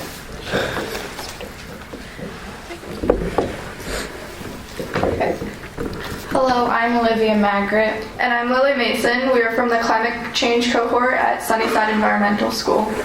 Growing up with families that spend a lot of time outdoors hiking, biking, paddleboarding, and looking for wildlife, we know firsthand how important it is to detach from city life and spend time in a natural setting. Having a forest that anyone can go to no matter what your income is something very special that as Oregonians we treasure and are thankful for. Data has shown that spending time in forests boosts your immune system, lowers stress and blood pressure, helps anxiety and depression, increases creativity, and overall better health and quality of life. After visiting the woods, we feel connected to something bigger than ourselves. The potential transfer of ownership of the Elliott State Forest raises red flags for both conservation and public access. In the Elliott State Forest, there are ancient trees that were here decades before anyone that's with us today. These trees consist of roughly 10% of old-growth forests remaining in the U.S. and the 3% in Oregon. We can't let any more get chopped down. Privatizing the Elliott State Forest will most likely result in industrial-style logging of the remaining old growth. Giant trees that filter and cool water for migrating coho salmon and steelhead and provide habitat for endangered marble murrelets. With their ability to store carbon, they might even be able to save our lives. Not only does deforestation result in the destruction of the wildlife habitat, it would also mean the loss of public access to the land, something many Oregonians love.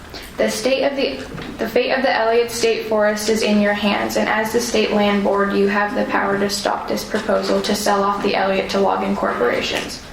As the youth of today, we urge you to decline this proposal. We want a healthy, sustainable future where we can visit these thriving ecosystems. Thank you. Are you all from Sunnyside? Yes. Oh, well, welcome, and tell your teachers we're very impressed.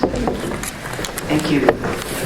Okay, Bob Salinger, Joseph Metzler, Howard Saxton, and Joe Blakely.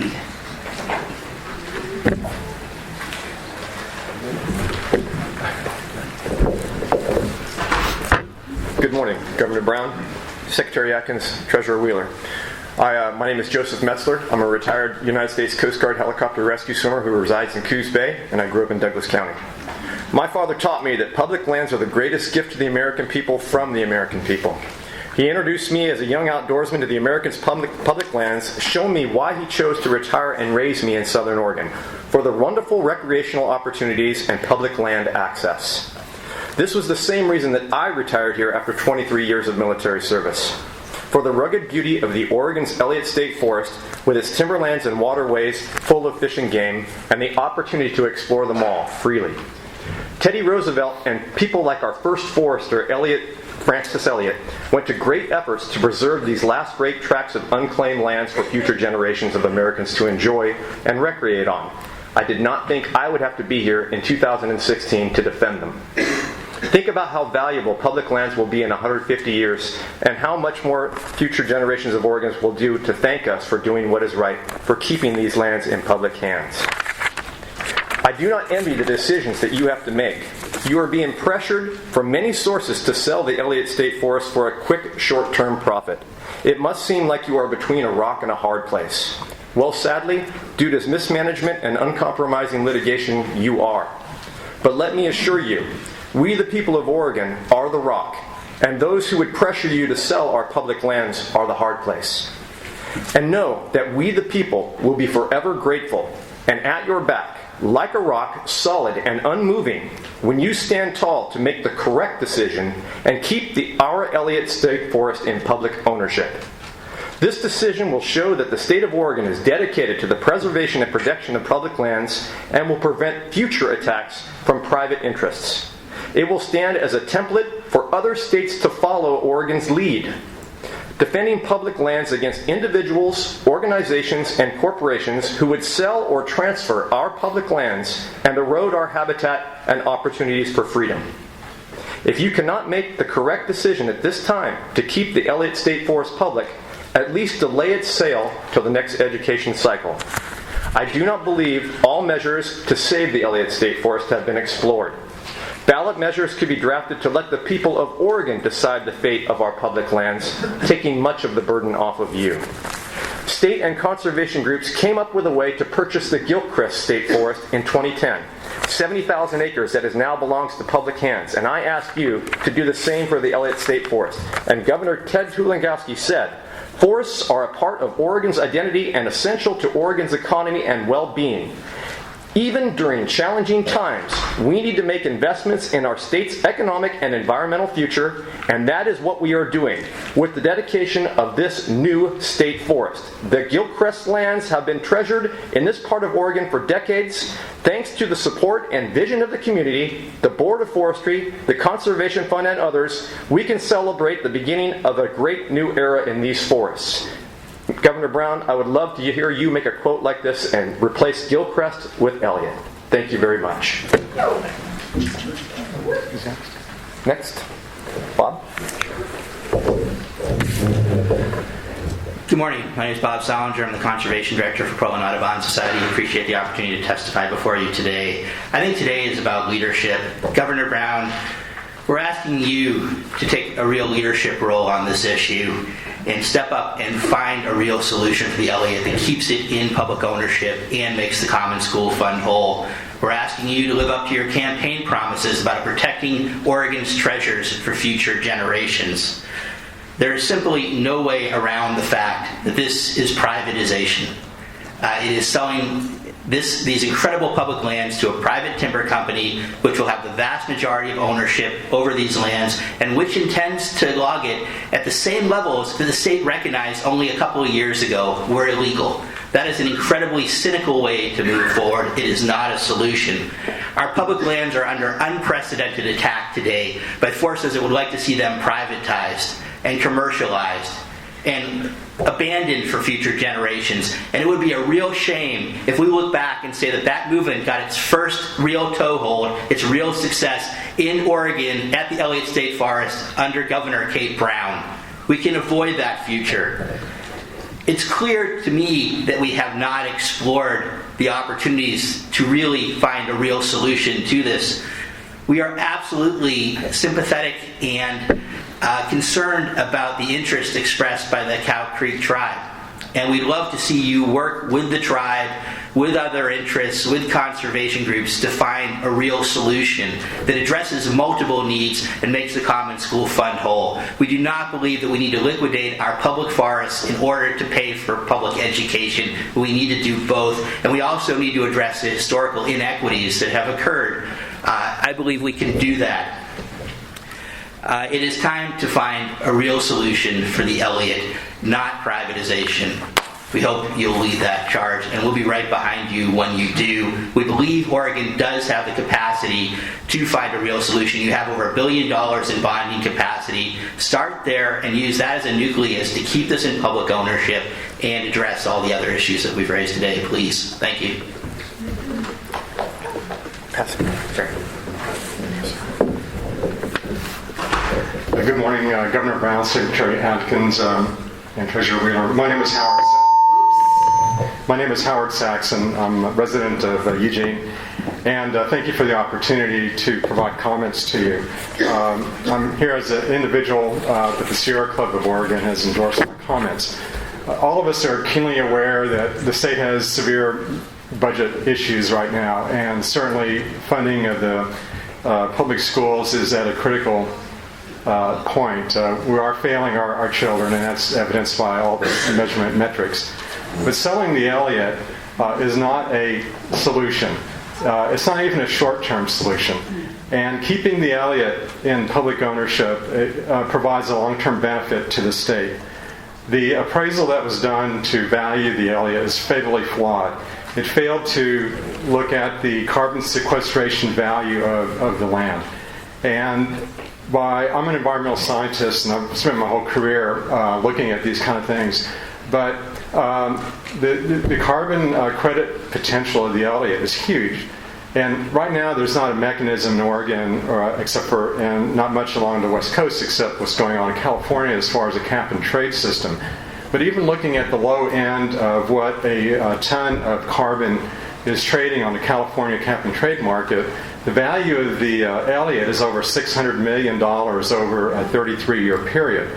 And if you looked at the calculated social and environmental costs of carbon capture as done by EPA recently, is just updated last year, that ranges from $26 to $212 per metric ton. So the numbers start going up very, very rapidly. The appraisal that was done to value this property didn't even look at that potential. They just dismissed it.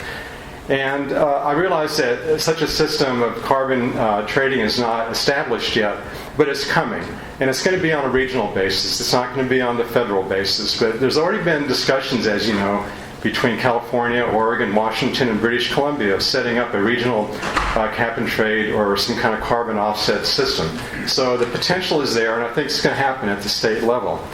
But to sell the Elliott now, I think, would be a disservice to Oregon taxpayers and a failure of your fiduciary responsibilities. Try to look at getting the land out of the state school fund program by bonds or some other mechanism, and hopefully involve the local residents as well as the local tribes in this solution. But just selling it outright, privatizing it, is not a solution to correct the deficiency in the school funds. Thank you.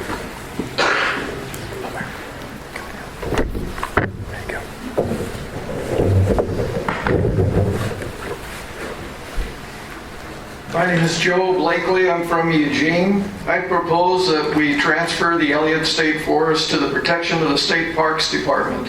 In its own way, the Elliott is as scenic as Oswald West State Park on the North Oregon coast and Samuel Boardman State Park on the southern coast.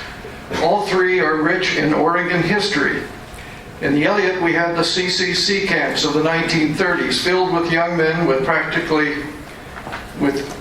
practically destitute because of the Great Depression. They built roads, laid telephone wires, built lookout towers, fought forest fires, and the organization itself helped to repair lives of hundreds of young men. Plus, the Elliott has provided a workplace for Oregon's criminal justice systems. The Elliott has been a proving ground for both women and men in the forest industry. The Elliott is especially important because it lies on the southern edge of our great Douglas fir forest. Wouldn't it be better to keep it intact? Now the Elliott is composed of U.S. forest lands, ONC lands, school lands, public domain lands, and private parcels like Humpty Dumpty. Once the Elliott is sold, it can never be put back together. The Elliott's old growth forest is more than just trees. If we chop down all the old growth forests and disrupt their infrastructure, how will we ever know if they contribute to mankind? The Elliott melds together historical, educational, recreational, biological elements, which together represent a rare opportunity for research and citizen involvement. Let's retire the Elliott with honor for the money it has generated in the past. Let's save it as a state park. Thank you.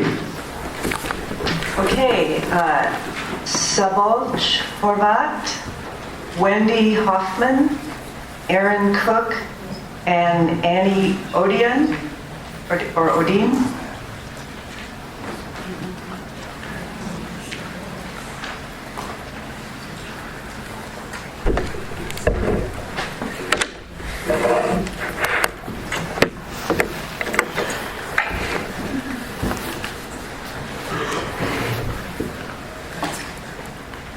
Go ahead. Hi, my name is Szabolcs Horváth. I'm proud to be I'm proud to be an Oregonian. I'm proud to be a Portlander. And I think I'm proud to be an American too. Because here in America we get to be part of the government process and the public hearings like these. I'm proud to be part of a state that recognizes science, where we believe that science is telling us there's anthropogenic climate change happening, and that we have a plan to address greenhouse gas emissions.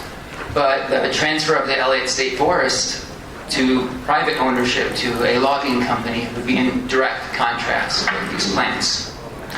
Today is a time of action to face some of the toughest challenges that we've ever had for our children and our children's children, and I'm not just talking about the school funds. So I want to thank you for considering all of the different options that you have. I know it's your due diligence, but please do not sell the state lands to a logging company. Conserve the Elliott State Forest for the greater good. Hi, my name is Wendy Hoffman. As an educator, I have firsthand experience with the lack of funding in public schools. I also recognize Native Kell Creek people struggle to obtain home that has been promised to them for ages. With that said, as an avid environmentalist, I feel that many protections, quote unquote, fall short to provide adequate protections to endangered species. I also am concerned that the partnership between a timber company, no matter how highly acclaimed, may not provide adequate transparency on the acts of deforestation that will have environmental impacts, no matter how sustainably done. I don't believe the current option should be chosen in a rush to make the decision and get it out of the way. Please consider the requests that you've heard from your citizens' testimonies. Example, carbon sequestrations, and suggestions for additional paths forward. Ensuring access for all, considering Native tribes' needs, not timber companies' profits. And please consider that these timber companies could potentially just be using the tribes as a nice face to piggyback off of to get their proposal through. Thank you.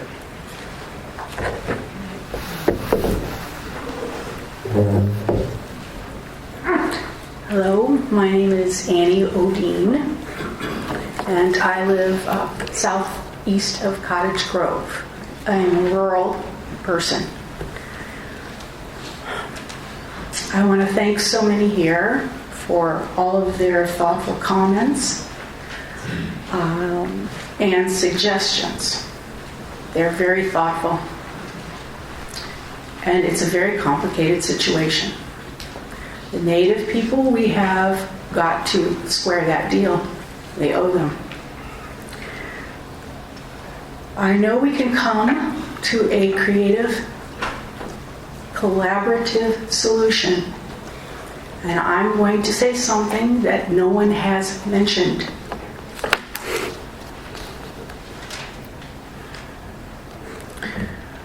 We have to remember that the forests are the lungs of our mother, the earth.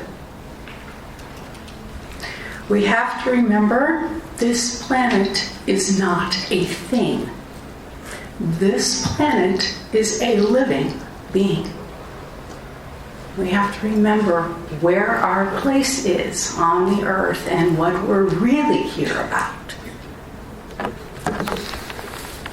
We are now under the thumb of an economic system. That's all it is. It's about money. That's all it is. We don't need to be under that thumb. That is not who we are. We have a much better future. But it's going to really take some serious looking at right now because we're in a really bad spot. And I think a lot of people know that. And I'm going to end with this. You see one woman here talking into a microphone. That's not who's here. I represent a lot more than myself. We all need to look into ourselves and do the best we can. Thank you very much.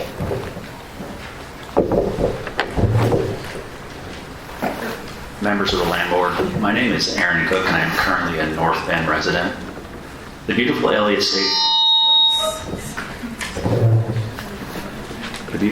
State Forest is one of the only places available to retreat into nature I have access to. In southern Oregon, where I'm originally from, public lands were far easier to find. Northern Coos County is dominated by private holdings, and also, unlike areas I've lived in, these areas are not open to hiking. In fact, when I moved to the area, I was surprised, since we live next to timberland, that we need to drive for miles just to take a walk. These private timberlands are marked with no trespassing signs and are not accessible, including the recently sold parcels of the Elliott State Forest. As the son of a timber family and a public educator, I understand the economic value we were used to these lands providing, but they can continue to provide this in other ways along with responsible logging. They are possibly the greatest source of native fish runs in the South Coast, and the money spent by anglers and earned by our local fishermen would be jeopardized if the water were compromised. Local communities may also need to spend more on cleaning their drinking water if the forests can't. Local communities will also lose some of their share of the $646 billion outdoor recreation economy because no one travels to see a clear cut that used to be old growth. The Elliott is a forest for all the people of Oregon. Today, the forest is a resource for many to supplement their households. Hunters, berry pickers, fishermen, mushroom gatherers, and hikers rely on it as an uncommon public space to enjoy. It is also home to some of Oregon's rare and wonderful wildlife. The loss of this forest would weaken our community. I am asking the Land Board to retain the Elliott for Oregon and Coos County's future. Thank you all. Wilbur Burge or Burge, Carol Pinecar, David Ivan Piccioni, and Paul Auerbach.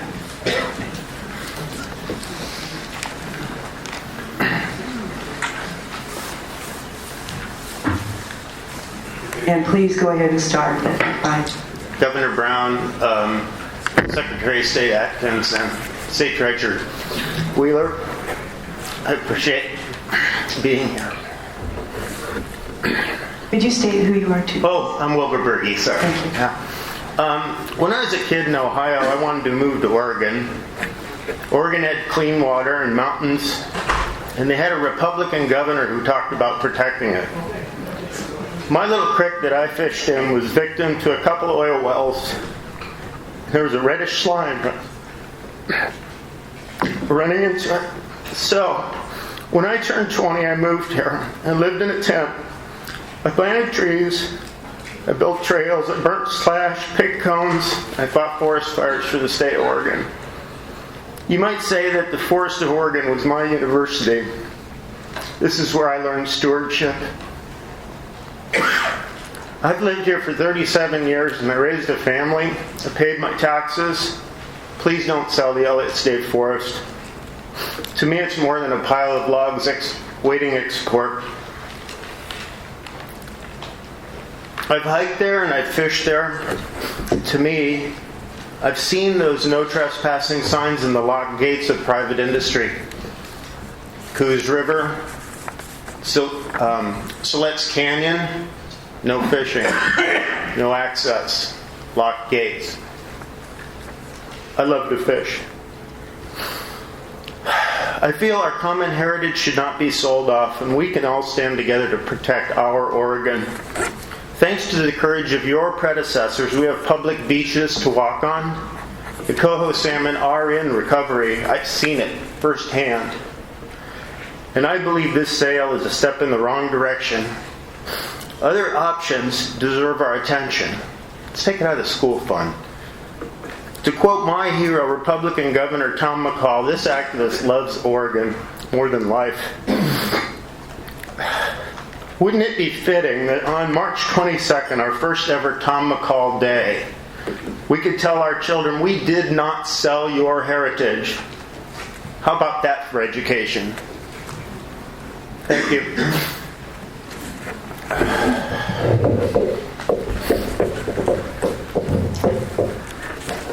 Governor Brown, wherever you are, Secretary of State Atkins, and Treasurer Wheeler. My name is Carol Penninger. I'm a recently retired middle school science teacher of 29 years. I worked hard for the passage of Ballot Measure 99, the Outdoor School for All measure, so that all Oregon school children can learn about natural ecosystems in the outdoors, where that education belongs.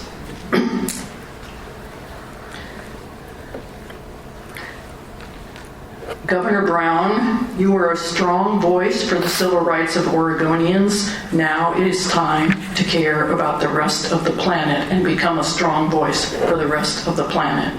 Treasurer Wheeler, you're soon to become mayor of Portland, a city that includes the largest contiguous forest inside a city in the United States. Portlanders care about forests. Please care about the Elliott. The Elliott State Forest belongs to the planet. It belongs to the earth. It doesn't belong to any particular group of humans. It belongs to the salmon, the marbled murrelet, the northern spotted owl, and other native species of southwestern Oregon. I'm ashamed that my former state educators union, the OEA, has come here today to support the sale of the valuable ecosystem of the Elliott. At the same time that we as educators and former educators are encouraging children and the state of Oregon to support environmental education in the outdoors, we are advocating for selling off one of our wonderful forests. Oregon schools' funding crisis will not be solved through this sale of the valuable ecosystem of the Elliott. Let's find another path. Thank you for your time.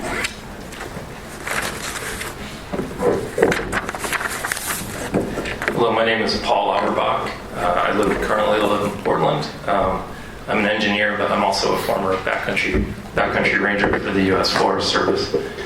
And I'm here to express my opposition to the sale of the Elliott State Forest to private industry. Although I have also much more personal and emotional objections, I would like to remind the board that things like clean air and water, healthy salmon runs, and carbon sequestration are scarce economic resources. And although I recognize that there are terms in the proposed sale seeking to address conservation issues, nevertheless, if an economic analysis of land does not quantify the value of ecosystem services like these, then such analysis is incomplete and undervalues the land. If the state sells this land for a value based on such an analysis, it would be making a bad deal for the people of Oregon. Thank you. Hi, my name is Dave Piccioni, and I would like to express my disgust at the lack of balance of this meeting.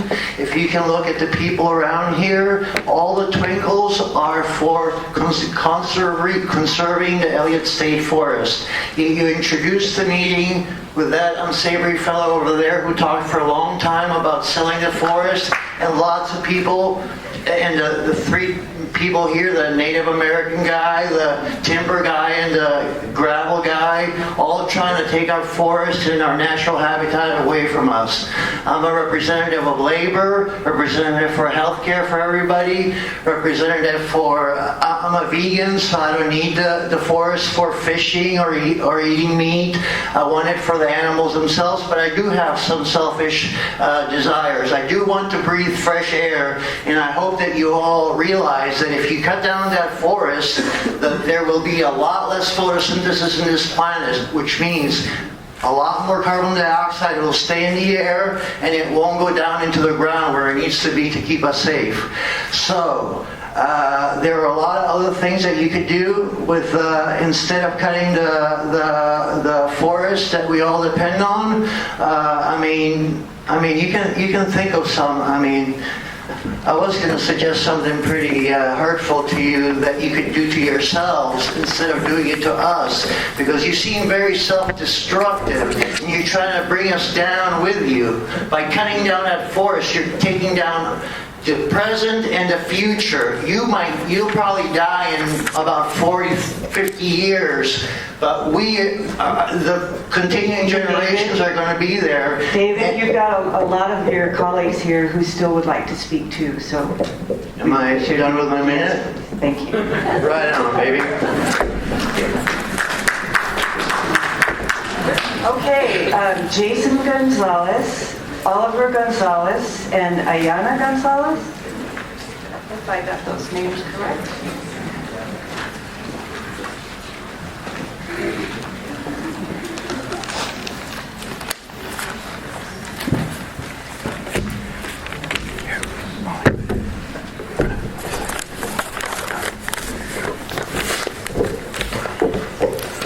Good afternoon, my name is Jason Gonzalez. I live in Walton, Oregon. I have a thing written out here, but it's going to take more than 90 seconds to read, so I'm going to trust the rest of my community here behind me to continue making the excellent points they have, and I'll try to move quickly and address 2 points that I haven't heard well addressed today so far, especially in response to questions that I've heard addressed today. I didn't catch her name, but I'd like to offer support for the sentiments of the Indigenous woman that I saw come up here and call so many of the people behind us in this room colonialists with a settler mindset. We know that's true. We all know the history of what we did to the native people of this state and continue to do every day.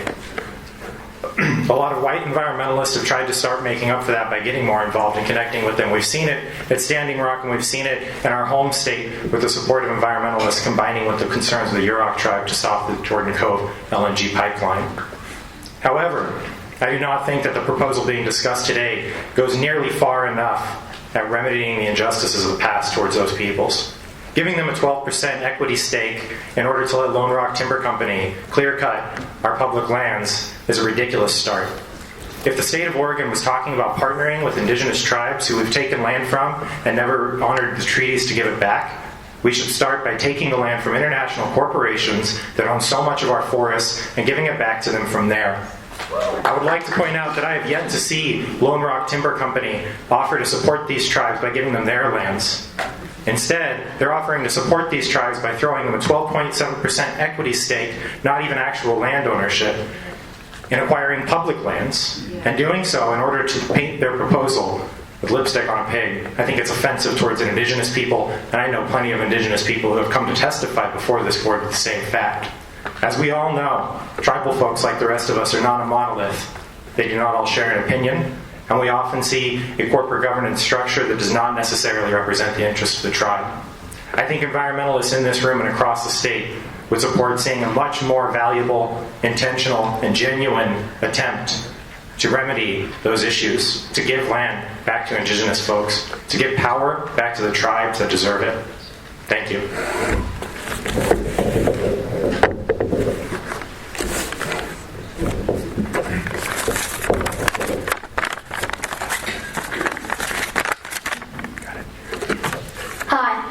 I'm Oliver Gonzalez, and I'm 10 years old. I live in Walton, Oregon. You might recognize me now because, unfortunately, I've been doing this since I was about 3 years old. I remember getting in trouble by my dad for yelling at John Kidshopper in a meeting once. I skipped school and drove almost 2 hours today to be here and tell you don't sell the Elliott State Forest. If you sell the Elliott, so many species of animals would lose their home. If the Elliott gets sold, the new owner would clear-cut it too much. They already said they would. And I have seen the pictures of what they would cut down. That would mean more pollution in our air and streams, just to make someone money. After working on it since the last land board meeting, yesterday I showed a slideshow to my 4th grade class. I showed them a picture of the Elliott next to a picture of the kinds of clear-cuts that happen in Oregon. I told them this is what would be allowed in the Elliott if you sold it. Even though a lot of families have loggers, they were really frustrated about that. One kid asked me what kind of animals lived there, and another kid asked me if I was being realistic. When I said yes, he was mad about this plan. I think I speak for most people in this crowd when I say, don't sell the Elliott State Forest. Don't cut the trees down.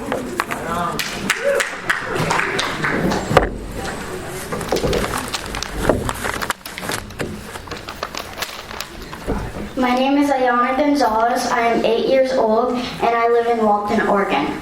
Walton is in the Coast Range like the Elliott. Walton has streams with healthy fish that I like to swim in just like the Elliott. Walton has beautiful, delicious mushrooms to pick like the Elliott does. Walton provides clean, cold drinking water just like the Elliott. But unlike Walton, the Elliott is for everybody. In Walton, streams get hurt from clear cuts all the time because the forests aren't owned by everybody. In Walton, the streams keep getting hotter. In Walton, we have less salmon every year. In Walton, a logging company can destroy my family's drinking water anytime they think it's worth it, and there's nothing we can do about it. Yesterday, my dad showed me some pictures our friend Francis took in the Elliott. The pictures were of parts of the forest that would be cut down if you sell the Elliott.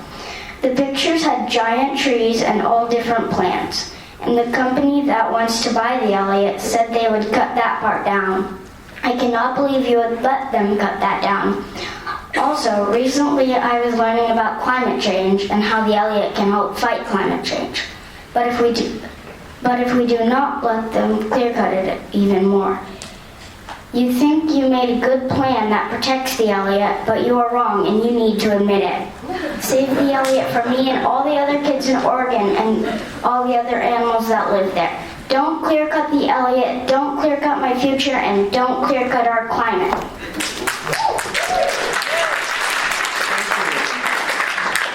Okay, Bob Van Dyke, Brent Davies, Sandy Henry, and Ann Littlewood.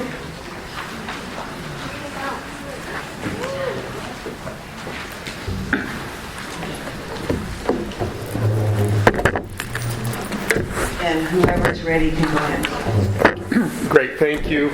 Land board members, my name is Bob Van Dyke. I work for the Wild Salmon Center. I've been here before, and I thank you for the opportunity to testify today. We're very concerned about the proposal before you because there's a dramatic decrease in the riparian standards compared to the current standards under the State Forest Plan.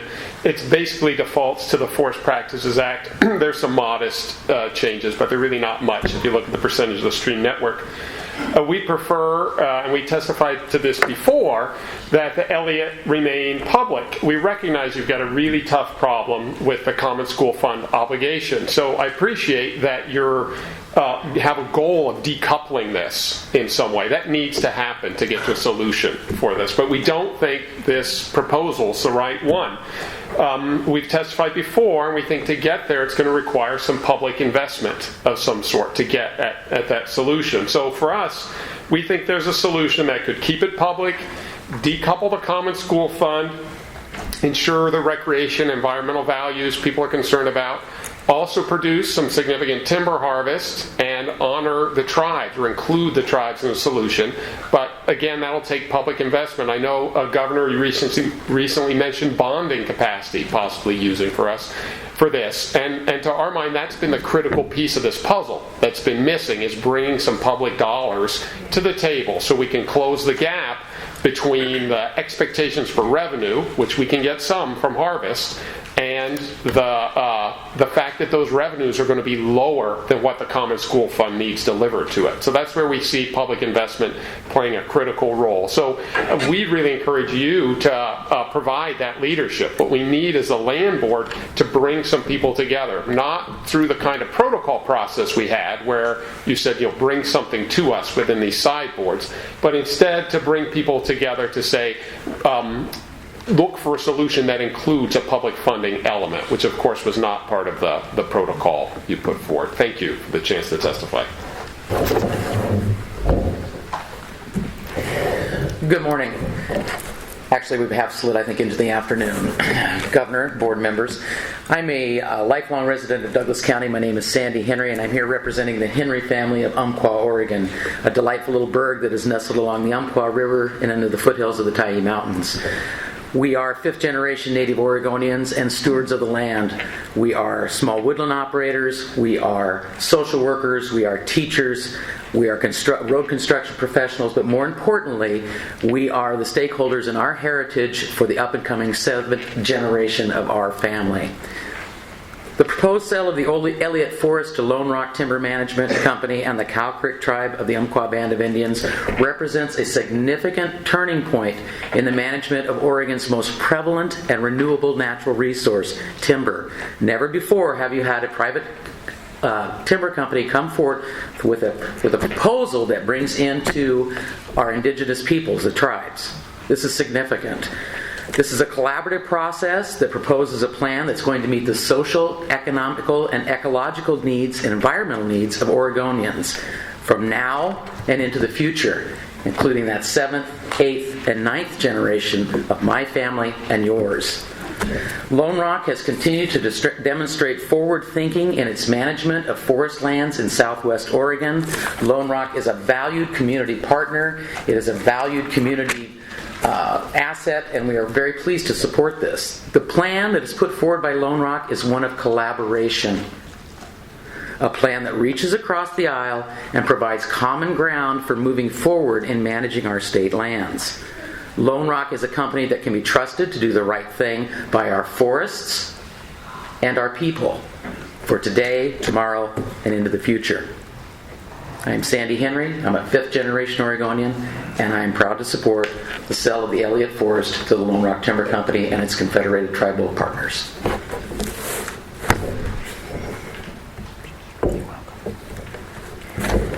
Governor Brown, Secretary Atkins, and Treasurer Wheeler.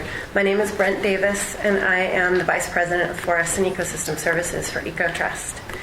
We believe the Elliott State Forest is an Oregon legacy that should stay in public or tribal ownership. Despite the hard work of the Department of State Lands and formal interest expressed by dozens of organizations, the receipt of only one bid tells us that the process and timeline were not conducive to a robust response. We are now very excited by the Governor's exploration of alternative approaches, and we are grateful for your interest and active involvement in this issue of such importance to Oregonians. Your exploration of alternative approaches, including public and tribal ownership, presents significant opportunity for Oregon to decouple its public lands management from the Common Schools Fund and improve the predictability and stability of educational funding levels. With the Governor's leadership and vision, we are confident that a diverse group of stakeholders could secure the resources necessary to protect the many unique public benefits provided by the Elliott and treasured by Oregonians. EcoTrust sees a path forward with fewer potential risks for the state through the reopening of the Elliott transfer opportunity with state bond financing and the opportunity for both the state and tribes to acquire low-interest loans through the Clean and/or Drinking Water State Revolving Funds. Together, these two sources would reach the $220.8 million price of the Elliott, and the loans could be repaid through careful harvest and the bond financing over the next 10 years. The Oregon Consensus Program is one option that is well suited to bring the forest industry, tribes, environmental organizations, agencies, and communities together.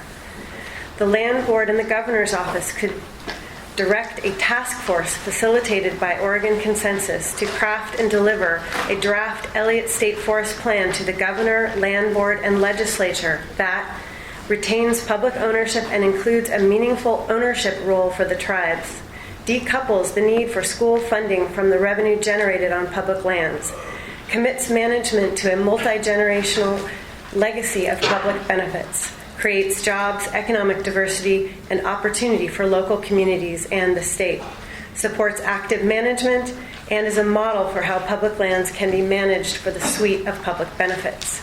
We look forward to working with you on this opportunity. Thank you. Do you have anything in writing on your proposal? Sure, I can. That'd be great. I think it'd be useful for the landlord members to see. Thank you. Governor and members of the land board, we have 36 people yet to testify, and I'm wondering if you are able to extend your time any longer than 1 o'clock today.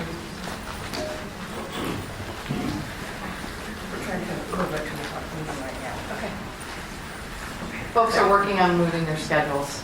All right, thank you very much, Governor. All right, we have, again, Ann Littlewood, if she is here, Ron Wallace, John Tealking, and Stephen Holt. Are any of those people still here?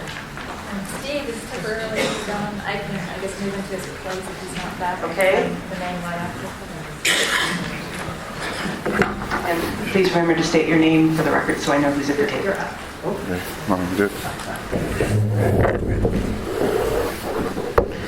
Hello, my name is John Tealking. I live in Eugene, Oregon. One concept which has been mentioned in little bits and pieces here, but not in complete form, is the concept of full cost accounting for the Elliott Forest. For instance, when you build a coal-fired power plant, the cost that results from people dying of lung cancer and so on, and asthma, is not taken into account in the books of the power company that generates the electricity. That's called externalizing the cost, or part of the cost of running the coal-fired power plant. In the case of the Elliott Forest, there's already been externalized costs in the form of a few years ago there was a clear cut, and the silt, it was done on a tall hill, and the silt, when it rained, ran down into the lake and filled up the lake, reducing the viability of the lake for fishing and boating and so on. That cost is also externalized and not taken into account in the sale of the timber from the Elliott. So that year you may have made a profit in your bank account, but you may have lost money overall because of the externalized cost wasn't taken into account. So my proposal is to redo the numbers in your report, taking into full account the total cost of whatever it is you're proposing and the total savings that you will have, both the health care for Oregon or whatever, from people visiting the forest and less mental health costs or whatever. Take all that into account, even just on the budget of the state, and figure out what you're really saving or spending on the Elliott Forest. Thank you.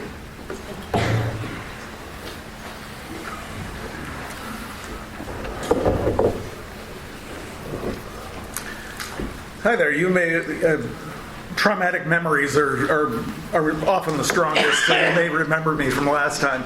I'll try not to speak emotionally this time. I probably won't succeed. I sent you all a book, and I hope you got a chance to look at it. It's a little bit of a polemic. I do have a point of view, and I hope you feel I was fair in terms of what I wrote in it and so forth, if you got a chance to read it. And if there's anything you think that should be corrected, I'll be happy to consider corrections, but I'm not expecting you to do fact checking for me. Could you identify yourself? I'm Steve Holt. I'm an internationally published wildlife photographer. I've been internationally published for about 30 years at this point, and I was raised by academic roles, and they were economists. So I was raised on economic arguments all through my youth, and I was trained in biology, and rather rapidly realized there was an awful lot of similarities between ecology and economics, and that, well, money makes the world go around is not necessarily true. And there are really some very serious failures, as have been mentioned, in economic analysis. And that's when it's done well. The 2014 report that you guys had done was done very poorly. I have rarely seen a more erroneous piece of work in my life. adjusted for cost of living analysis or cost of living changes, and they actually had the cost of a hotel room go down by 50% rather than go up by 50% over the period of time they were talking about. So a lot of the analysis that you're basing this decision to sell on was faulty to begin with, as well as not having, it was put together by some consulting group, I believe. And I've got some real problems with the methodologies they used, and it struck me that they were trying to eliminate a lot of the errors I found were all toward the sale, and I will cut myself off. I had a lot more further to go, but I'll put it in a letter. Thank you for the call. Oh, my pleasure. And I will be continuing to update the book for probably the rest of my life. And whoever sells the Elliott will end up in a game of musical chairs. They will get the final honors in terms of the final version of the book. My name is Ron Wallace. I'm from Eugene, and I've lived in Oregon all my life. I'm a small woodlot owner and an outdoor recreation enthusiast. The proposed sale of the Elliott Forest is prima facie evidence of the previous mismanagement of this resource and an irresponsible, short-sighted non-solution to Oregon's future. You contend that the proposal by Lone Rock meets the criteria of public access, species protection, water quality, and old growth protection. The proposal in front of you by Lone Rock falls short of these goals by using ambiguous language and bait-and-switch protection goals. First of all, access to only 50% of the forest is a glass half full if ever I heard of it. Additionally, they want to be able to arbitrarily close this or that parcel due to any number of reasons and or charge fees for certain uses. This is unacceptable. Second, the Oregon Forestry Board is considering additional riparian zone setbacks to enhance salmon habitat, but they are still inadequate to ensure water quality and temperature will stay low. Lone Rock has no economic incentive for improving salmon futures. By using bait-and-switch formula to protect a percentage of old growth rather than specific tracts, and to be able to reassign the protected acreage arbitrarily every 5 years is not old growth preservation at all. This shell game of ever-changing protected tracts will result in the marbled marrolet, salmon, and other impacted species being the losers. The Elliott Forest is valuable, and Lone Rock knows it can make a profit from its acquisition. The state of Oregon needs to retain this asset, and with proper management, it will give us economic returns and unequaled recreation, habitat, and quality of life for generations to come. Thank you. Thank you. Brenda Mosley, Maria Farinacci, Robin Nietzscher, and Jen Haynes.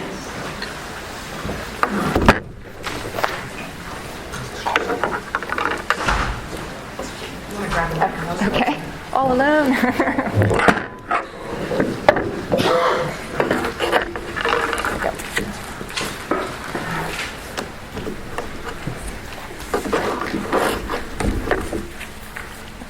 Whoever's ready, go ahead. Okay.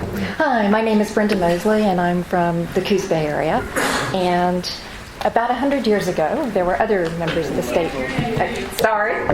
About 100 years ago, there were other members of the state land board asked to make a similar decision about what land should be sold. And that question, it was a pesky lake in parts of Oregon that have recently been very much in the news. They had decided to sell state land to developers who wanted to clear that lake and those obnoxious birds, and felt that the best value of that land would be the best value for those school children. The sale didn't go through only because of the questionable title that the state claimed to have over that lake and the work of William Finley, conservationists, and others. And ironically, going back in the newspaper articles of the time, the audience most in opposition to this sale, like today, were the children. So I think we should spend a lot more time listening to the children and what they want. Also, in terms of, you've been asked to consider the Elliott an unproductive asset. And That has been based primarily because it has been managed for one purpose and one sole purpose only. And in a very brief period of time, you are facing a financial deficit. But I think that short-term approach is a dangerous thing and can lead to a decision as awful as the decision would have been to sell what is now known as Malheur National Wildlife Refuge, a place of incredible value. I would say that going to the school fund site, I see that the goal is a sustainable school fund forever. But I would say that you cannot have a sustainable school fund without a sustainable environment. PricewaterhouseCoopers is not exactly a liberal bastion, and the advisors that it gave to investors and businesses in 2014 were this: in order to avoid 2% of warming, global economy needs to decarbonize at 6.2% a year, more than 5 times faster than the current rate, every year from now until the year 2100. On our current burn rate, we blow through our carbon budget by 2034, 66 years ahead of schedule. We're on line for a 4-degree rise in temperature by 2100, unless drastic action is taken. We did slightly better in 2015, but still weren't meeting that goal, and the state of Oregon isn't meeting its own goal of reductions by 2020. The Elliott State Forest is a very important carbon reserve, and these forests actually are shown to be one of the forests that has the best chance of making it during the next 20 to 30 years. In fact, a most recent report in 2016 suggested that these forests would increase in productivity by 30 to 41%, and their value in sequestering carbon would be increased by another 15%.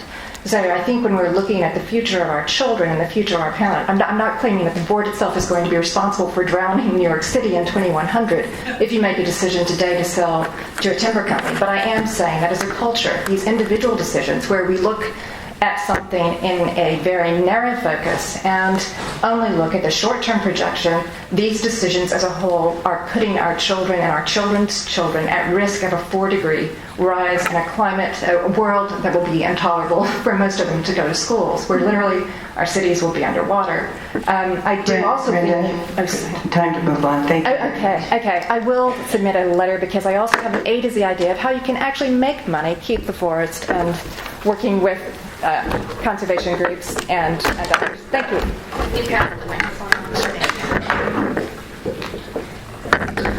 Hello.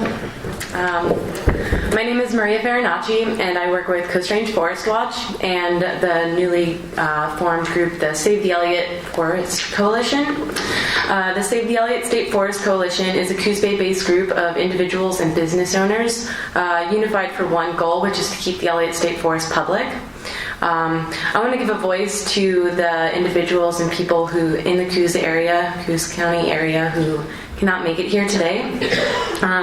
Many have told me time and time again that they demand that the Elliott State Forest stays public.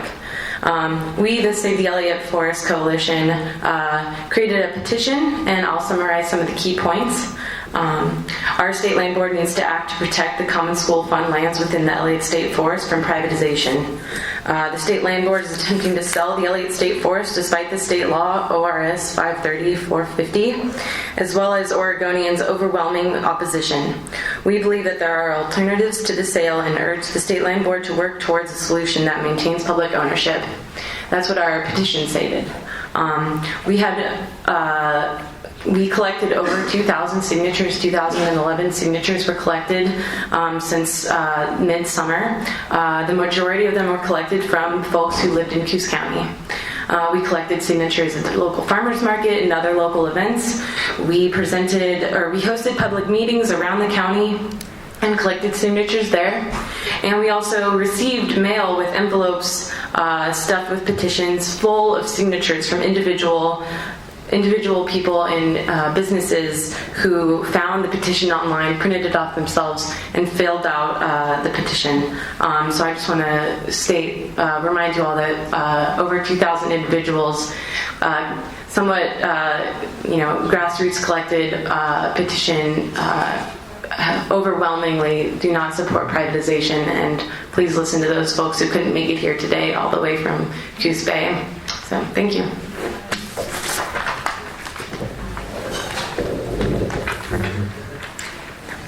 My name is Robin Meacher. I am here with Cascadia Wildlands, and we're here today to urge the land board not to accept the proposal from Lone Rock Timber and instead take the time to find a real solution for the Elliott that maintains this incredible resource and its many values for generations to come.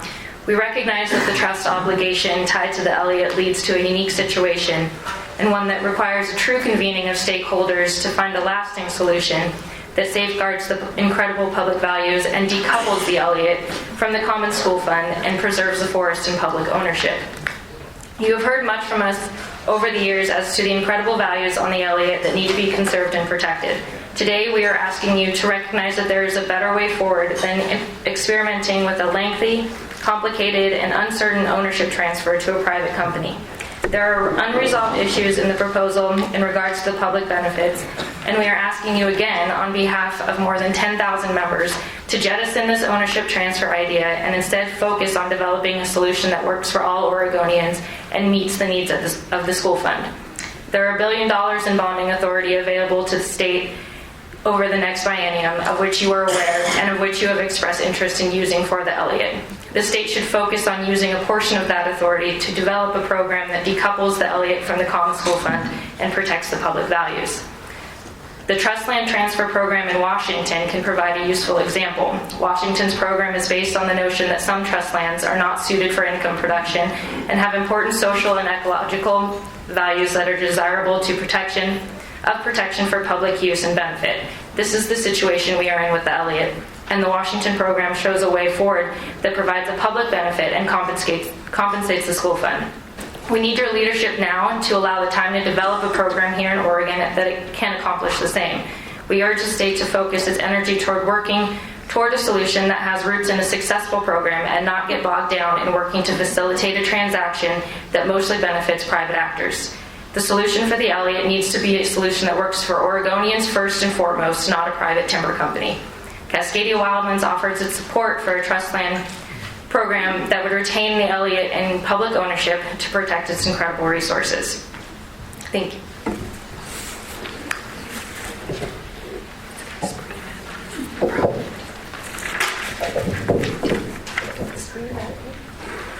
Hi, my name is Jennifer Haynes, and I'm a representative of League of Women Voters of Oregon. I've spoken many times. Today I'm just going to read a couple of points from our op-ed that we submitted to the Oregonian on December 10, and I'll give you a copy of that if you don't have one. Today, you, the State Land Board, will decide the fate of the Elliott Forest, Oregon's first state forest.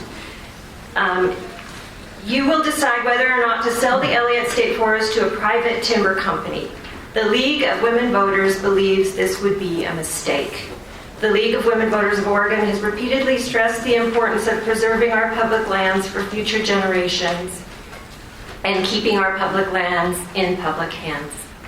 I'm going to just wrap it up because you can read this. The League of Women Voters of Oregon calls on members of the State Land Board to stop the sale of the Elliott State Forest and instead to allow lawmakers to adopt legislation and transfer the lands to a different state agency or other public ownership. And that takes time, and we just haven't had enough time to do that. Thank you. Thank you. Okay, Charles Bridge Crane Johnson, Dan Pennington, Micah Gross, and Francis Etherington.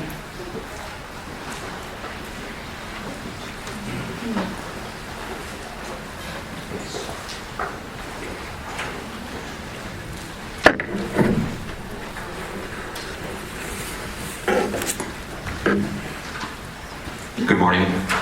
I'm Charles Bridge Crane Johnson. After the regime change, I'll be leaving under the mayoral reign of Ted Wheeler. And at that time... By the way, I got the bridge. Thank you. Important, very important. Now is not the time, and now is not the place. Next year, maybe we can have this room again. It's better than where we were last month. Next year, unfortunately, it'll be 2 men and 1 woman. Dennis Richardson and Tobias Reed will be sitting here with Governor Brown. And they will help us do better than to just get a 12.7 stake to the native tribes here. We will hopefully find a way to not sell or do any timber harvesting and still be focused on improving the financial options available to all the Umpqua people. So I urge this land board to not at this time adopt the deal, even though it is a great step in progress to see the Cow Creek and other Indian tribe people going at Lone Rock. And when we give them another whack, they'll at least get above 12.7%. Yeah. So please, at this time, put it off. As Ms. Edmo pointed out, we all need to know better and personally the First Nations people that are here, the different voices that are inside the Cow Creek, the Umpqua, not so much the Grand Juan, they got a thing going on, but we have to respect that we're on their stolen land as well. But is not the time to approve this horrible idea of killing trees that probably won't even be made into school books. We just need to do better for the future generations and for the original inhabitants of this land. Thank you.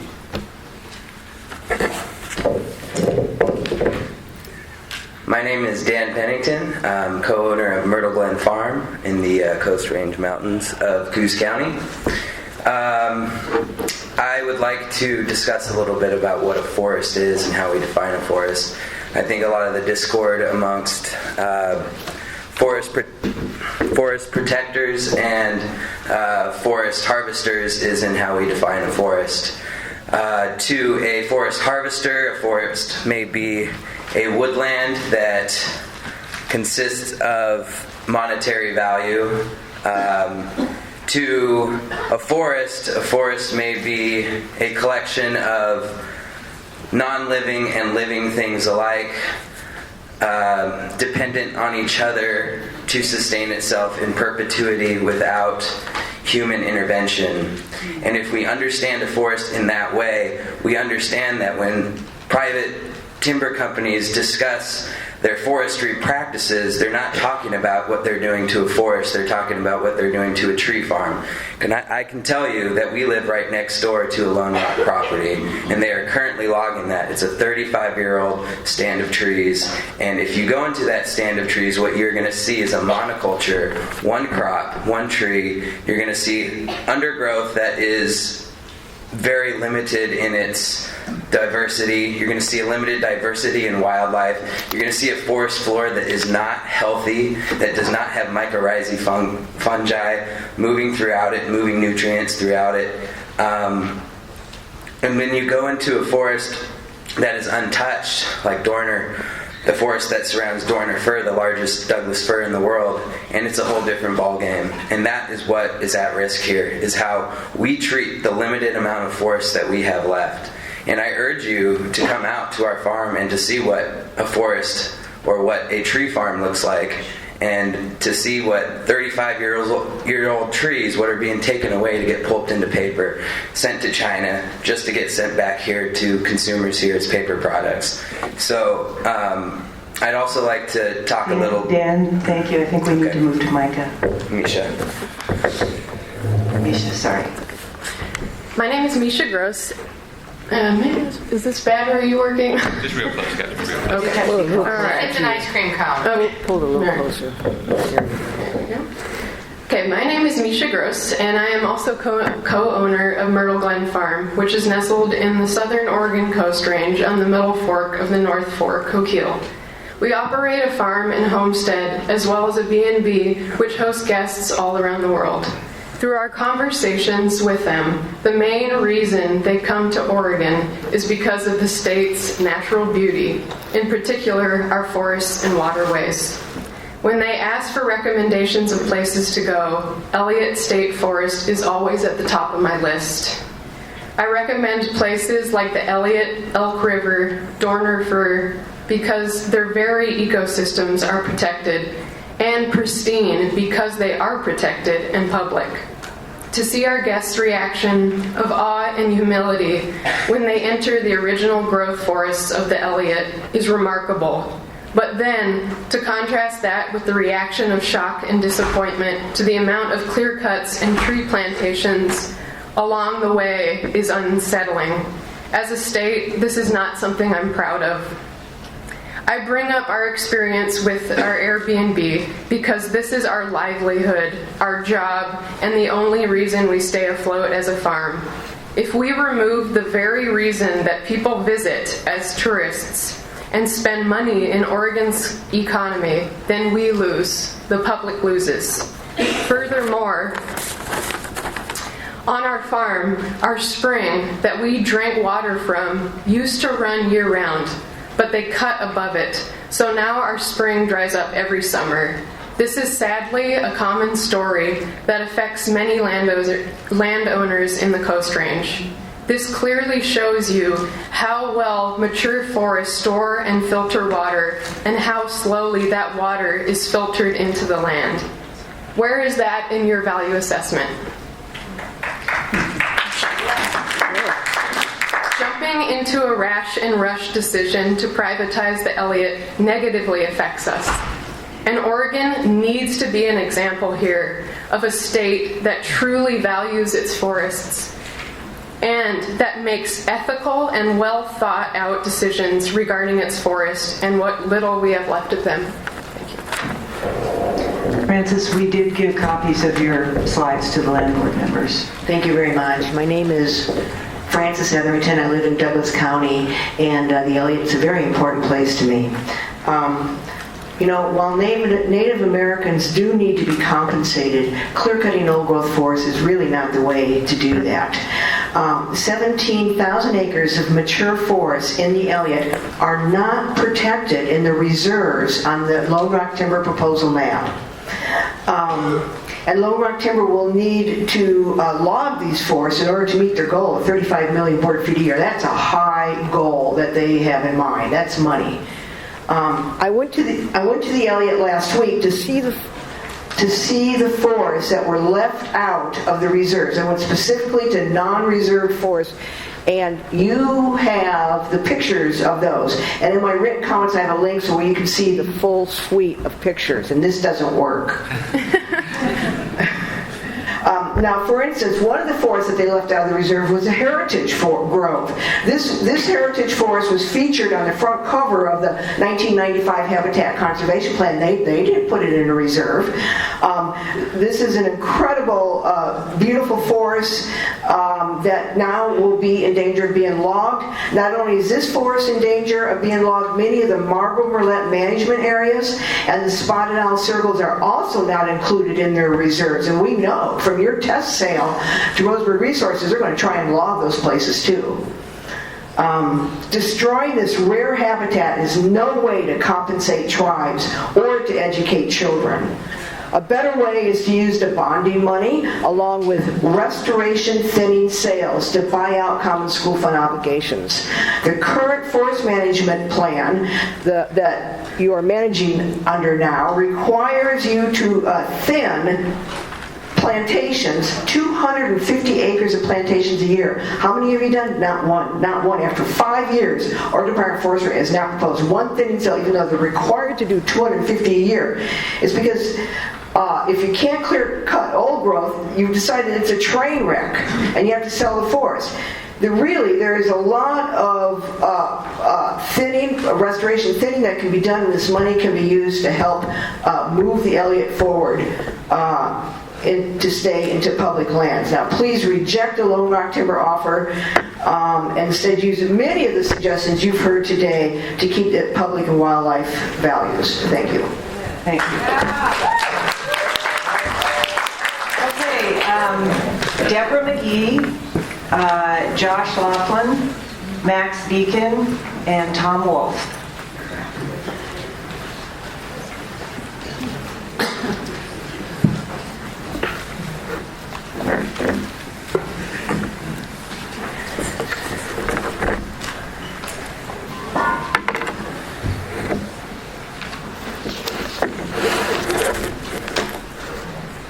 Go ahead, whoever's ready. Hi, my name is Deborah McGee. I volunteer with 350 Eugene, and I came to be voice for the 1,500 Oregonians who belong to 350 Eugene. I'm here today because I'm desperately worried about the future of our planet and the survival of all living species. I've lived on the same land for 30 years and I see climate change. Trees I watched growing for 25 years, the last 5 years I'm watching die. Water is life. Oregon is in a growing and possibly long-term drought. Climate change is here now. I'm a public school advocate. I was a K through 12 public school counselor for 25 years. Good public schools allow for the possibility of thriving society and democracy. But great public education at the cost of destroying public forests is short-term gain with long-term negative consequences. We are in a time of great species extinction on a planet growing more unstable every day. If our children are to have a livable future, we must make better choices. Selling the Elliott will destroy it. Find a better way. I know you can.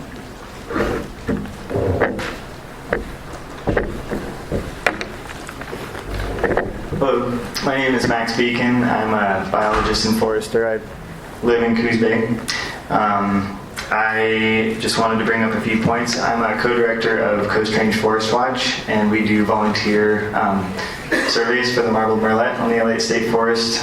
We've sent a report to the Department of State Lands and all the interested parties in the sale, outlining all of our results. And we found that the appraisals that were done to calculate a value didn't really take into account all of the available habitat, and that may have biased the reports as far as available harvest.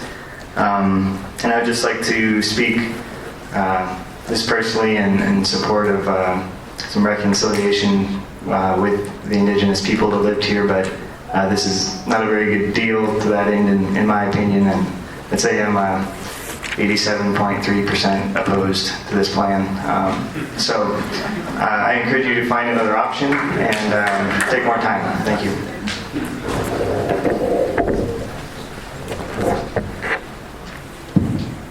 Hot mic. Hot mic? We got a hot mic. I'm going to be a rock star like Jim. Good afternoon, Governor, members of the Land Board. I'm Josh Laughlin, Executive Director of Cascadia Wildlands. I just wanted to add a couple more comments to my esteemed colleague Robin Meacher's testimony just heard a little bit ago.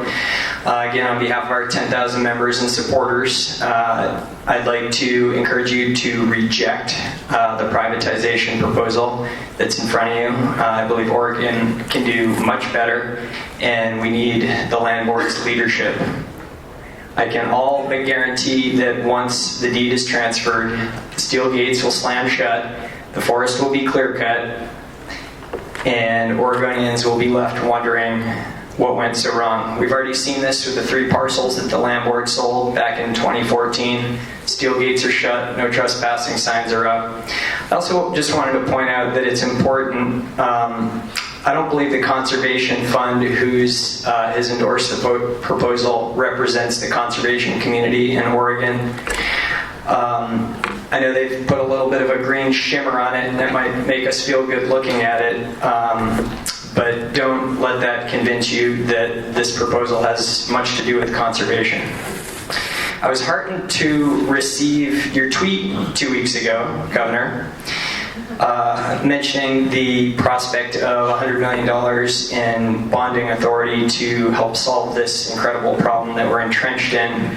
Cascadia Wildlands actively supports the use of public dollars. You've heard all about the model just north of us in Washington State, where I believe close to 100,000 acres of encumbered trust lands have been moved out of the trust obligation and put into a much more modernized management arrangement to safeguard them for clean water, salmon and wildlife values, carbon storage, and all those other incredible values. I look forward to working with you all in the next few weeks and the incoming Land Board to broker a lasting solution for the Elliott that keeps it in public ownership, that genuinely addresses the tribal injustices that have been inflicted for so long in Western Oregon, and coming up with a solution that my 2 kids and the other K through 12 beneficiaries in Oregon can be proud of. Thank you.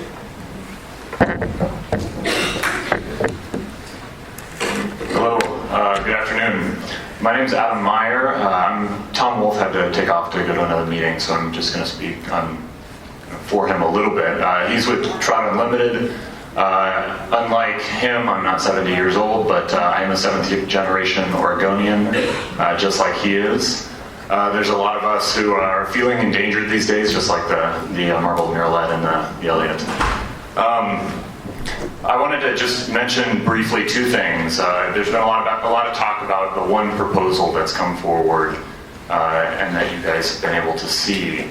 I believe you realize, but I want everybody else to know that there have been a lot of conversations that have happened with a lot of groups, and just like Tom Wolf with Trout Unlimited, who couldn't speak right now, a lot of those groups haven't had the opportunity to speak, whether because they don't know how or because they're not able to speak here today. So it's really important to remember the voices that aren't here. And then the second point I just wanted to make is that while the system that we have in Oregon and in a number of lands or states across the country are designed to produce funding for schools from our natural resources, that was a system that was developed 150 years ago when we became a state that worked really well when we needed resources for our communities, and natural resources were the main thing that we had to produce that economic revenue. Today we live in a day where we understand climate change is a serious problem. We didn't know that back then. And there are other means to fund our schools and other means to solve these problems, and we need to be progressive and think about how to do that. So, thank you. Thank you. Governor and members of the Land Board, there are 20 people left, and so we'll try and just keep moving along. Lynn Thompson, Susan Bennett, Mark and Pam Keller.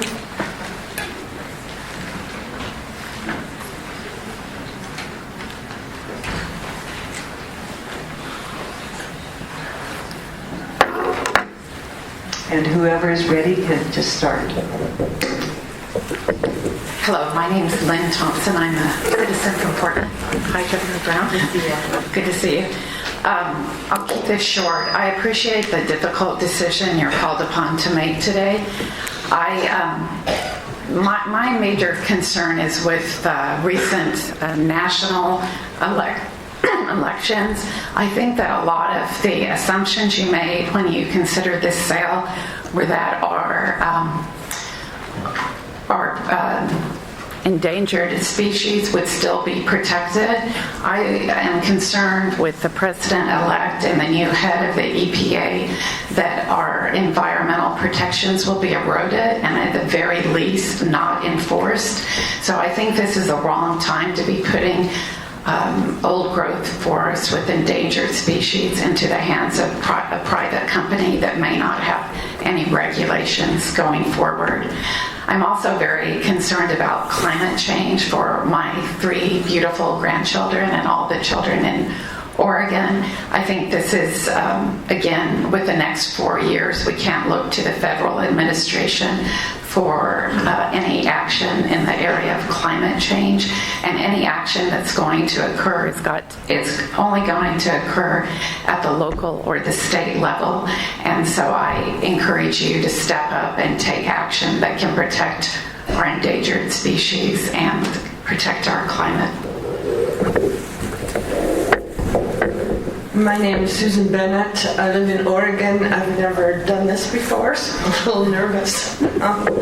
I am a grandmother. My children and my grandchildren live in Oregon, and I'm really frightened for their future.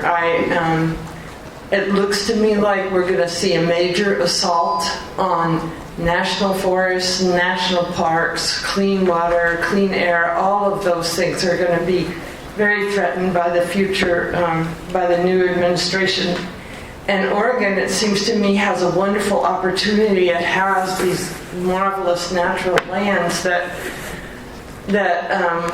could be preserved and benefit, at least provide a little benefit for my grandchildren, and maybe help the planet for them be a little less difficult than it's going to be, I'm afraid, in the future. I don't see that the plan has long-term benefit for school funding or long-term benefit for local jobs, and it doesn't return land to Native Americans. So it doesn't seem to me that it meets those goals, and it's really damaging for, it's really a loss of natural resources that we need. So I really request that you not sell it, that you preserve it in some way that helps to preserve our planet, and that you find other ways, work with the tribes to find other ways to meet their needs, and look for other ways to fund schools and find local jobs. Thank you. Thank you both. I want to confirm that Mark and Pam Keller are not here, and also that Ann Littlewood is not here. They didn't come up when they were called. Okay, Tom Halferty, Danielle Matthews, John Charles, and Paige Spence. And when you're ready, just go ahead and start. My name's Tom Halferty. I'm a fifth generation Oregonian and grew up in Roseburg, and I'm a biologist and geologist, and I worked for a number of years for National Marine Fisheries Service out of the Roseburg field office. So during the time that you guys were trying to get an HPC happening, but I understand how hard it is to take care of these endangered species and do timber harvest, so I understand that's really difficult. I've also been married for about 35 years to a special ed teacher, so I know directly how hard it is in the schools. I remember when we first got together, it seemed like most of the state budget was for schools, and now it's gone down, and now it's us in Mississippi or somebody in the bottom. And I think times have changed. When the school fund was made, selling off timber and stuff, it's really not a relevant business model for school funding anymore. And I really would encourage your decoupling of the Elliott State Forest from that. I think you should keep it. It's an important asset, and I don't think it should be used for school funding. And I do encourage you to find a solution, because this the last potential revenue source went down, but I'm sure you folks will come up with something. But liquidating forests is not the way to do it in one fell swoop. Thank you.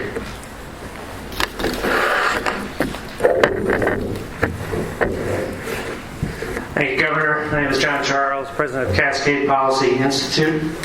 I've previously sent you my testimony, which I won't read. We do support the transfer of the land because you do have a fiduciary trust to maximize revenue for the beneficiaries. But I'm disappointed that you continue to offer this without competitive bids. No one's mentioned that today yet. You have arbitrarily figured out that this common school trust land within the Elliott is worth $220.8 million, or will be, on December 31st, 2016. That's an amazingly prescient thing to say. You actually know that. You should go to Vegas a lot more often if you know that. But of course, how would you know that? That's just an appraisal. That's not a market-based bid. And I went to the earlier meeting. I shouldn't say bid, because I went to the earlier meetings this year, and your staff made it abundantly clear that this was not an auction. Don't use the word bids, and that if anyone dares to offer $1 more than your appraised value, that offer would be set aside as, quote, non-responsive. Every time I tell that story to people, they burst out laughing, regardless of their politics. They can't believe you would transfer an asset without taking competitive bids. The investment horizon of the Common School Fund is infinite. So you take some dollar you leave on the table today, an actual competitive bid that might be $300, $400, $500 million if you had no strings attached, and you say, what is that worth over 100 years, 200 years, 300 years, at 4%, 5%, 6%? It's an amazingly huge, hundreds of billions, more than $1 trillion over time, over an investment horizon of infinity. So I do believe you should transfer. You have to. You don't have another choice. But you need to get top dollar. That's your legacy right here, the three of you, is make sure that over the long term that you made sure you got the very best deal. If you're not allowing competitive bids, then you are not fulfilling your fiduciary obligations. Thank you. Good afternoon. My name is Paige Spence, and I am the Oregon Conservation Network Director at the Oregon League of Conservation Voters. OLCV and OCN appreciate your continued leadership on this issue and during this process. On behalf of our Executive Director, Doug Moore, our policy team, and our members, I assure you that we at OLCV stand ready to work with you all to find a more favorable permanent solution for the Elliott. Over the past 2+ years, protecting the Elliott has been one of the most important issues for our members across the state. In the last 2 years, 10,323 Oregonians have sent an email to elected officials or signed a petition online to save the Elliott. Particularly in light of the national election and the Malheur takeover, it is now more important to us than ever that Oregon models environmental stewardship and resists the alarming nationwide interest in privatizing public lands. Governor Brown, a special thank you to you for your leadership on climate change and statements you've made in the campaign over the last few months. We stand alongside all of you and with everyone in the room who wants the very best for Oregon's children. And it is precisely for these kids who are the future for our state that stopping climate change is critical for them to thrive in our uncertain climate future. If managed properly, the Elliott can truly play a meaningful role in Oregon's carbon cycle, given its large capacity for carbon uptake and storage. We have additional concerns about job loss for Oregonians. Currently, because the Elliott is in public ownership, all timber that's harvested must be milled within the United States. Private forests, however, are not subject to this requirement. Thus, if the Lone Rock proposal were accepted, there's no guarantee that the timber logged in the Elliott would be milled in Oregon. It could be exported to Asia as raw logs, taking away existing well-paying jobs from in-state workers. Loss of the habitat for the Elliott would likely have very negative consequences, particularly for already threatened species like coho salmon and the marbled murrelet. I understand that I'm out of time. Thank you all so much for the opportunity to comment and for your leadership on the Elliott.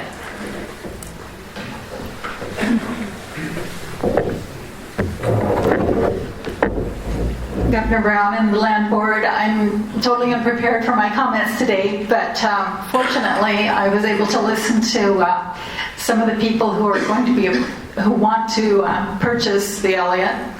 And I'm realizing that we are on the threshold of making a very similar mistake to many of our Oregon tribes by selling off our very valuable lands, our incredible treasure in the Coast Range.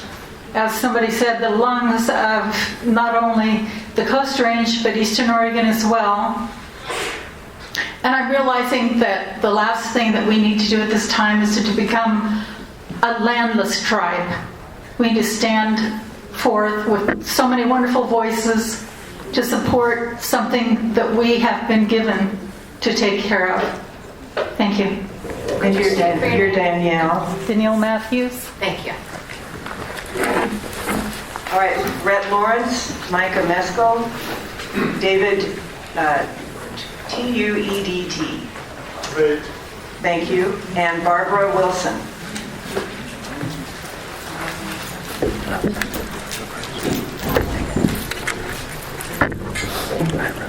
Red Lawrence had to leave, so I'm here in his stead. My name is Christopher Smith. I'm here on behalf of the Oregon Chapter Sierra Club. I'm not going to reiterate many of the points that have been made, but I think you can surmise where we stand.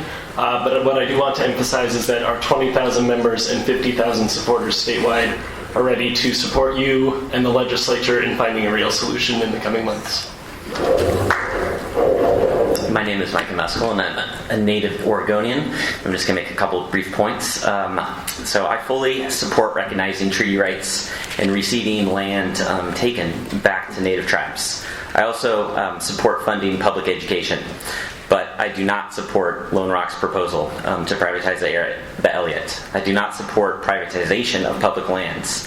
The Elliott has historically contributed less than 1% of the Common School Fund, as we've heard, and 13% ownerships or equity stake is hardly reconciliation of Native injustice.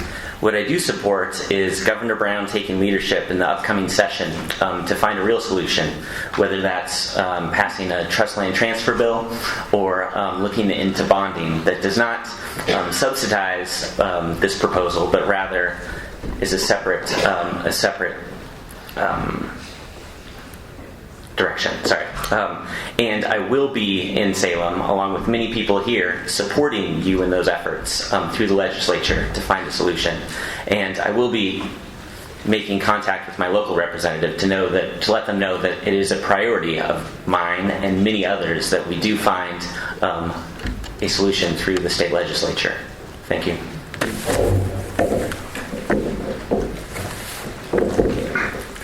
My name is David Tveit. I'm from Eugene, Oregon. And I first want to say I very much appreciate and agree with what Jason Gonzalez talked about regarding land for Native peoples. And I have traveled and explored all around the Oregon Coast Range and have also explored all over the Elliott State Forest.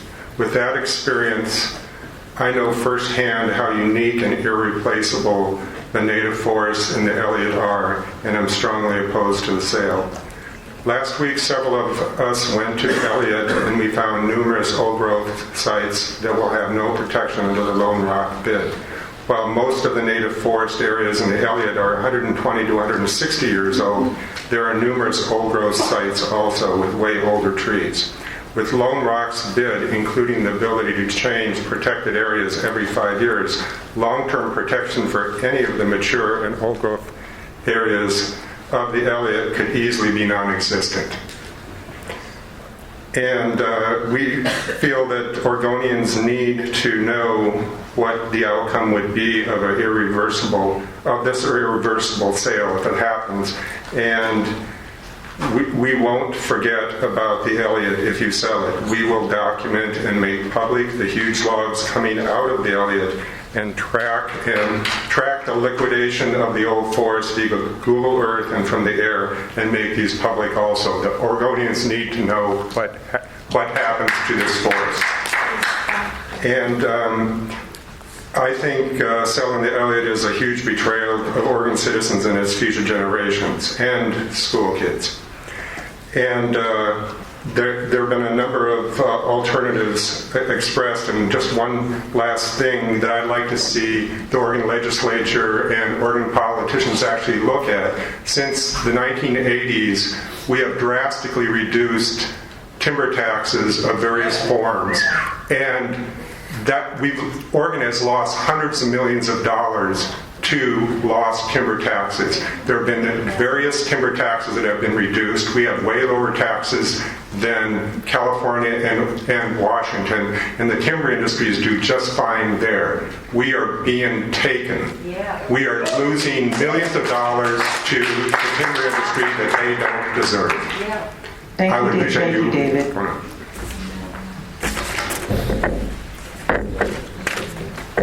I am Barbara Wilson. I live in Beaverton, and I'm an environmentalist. And I want to point out, a speaker just a few minutes ago actually gave my speech. I thought maybe I had it written and she was reading my speech. But I view the proposed sale of this property as privatization, which is a major plank of the extreme right wing of the Republican Party, is to privatize public lands. We saw this with the Malheur Wildlife Refuge, where people moved in and took it upon themselves that that piece of property was not public, it was private, and it belonged to them. As a speaker shortly a few minutes ago pointed out, and I want you to take this seriously, with the new EPA proposed administrator, we may lose Endangered Species Act, the Clean Water Act, the Clean Air Act, The person who has been nominated, Scott Pruitt from Oklahoma, does not believe in the EPA, and yet he will administer that program. Oregon doesn't deserve that. We did not vote for Donald Trump. We are Democrats. We are environmentalists. Even my Republican friends are environmentalists. Please don't take a plank from the extreme right wing and privatize the Elliott Forest. It's much too valuable. Thank you. Thank you. So we have 7 people left. Joan Zuber, Anna Fay, Jack Herbert, and Kelly Caldwell.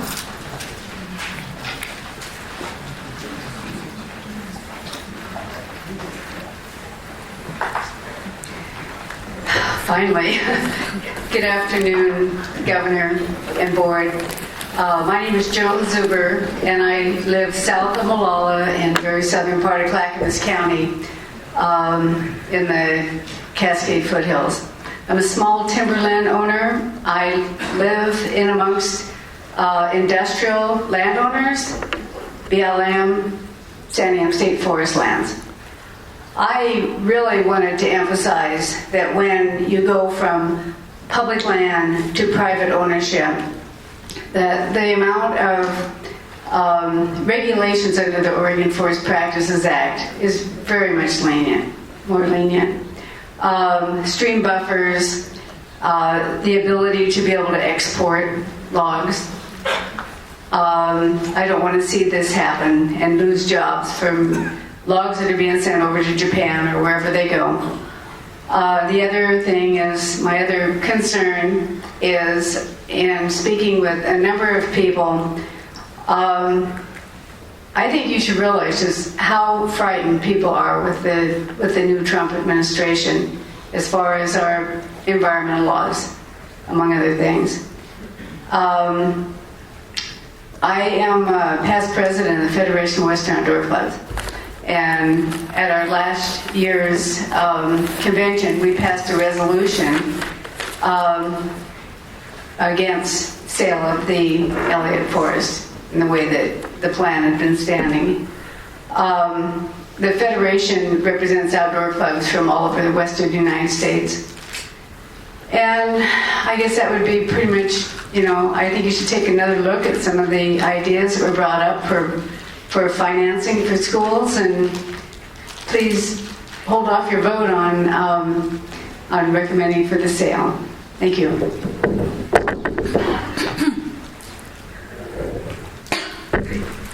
I will try to make this quick. Hello, Land Board, Governor Brown, Secretary Atkins, and Treasurer Wheeler. My name is Anna Fay. I reside in Southern Oregon, and I come from a long line of outdoorsmen.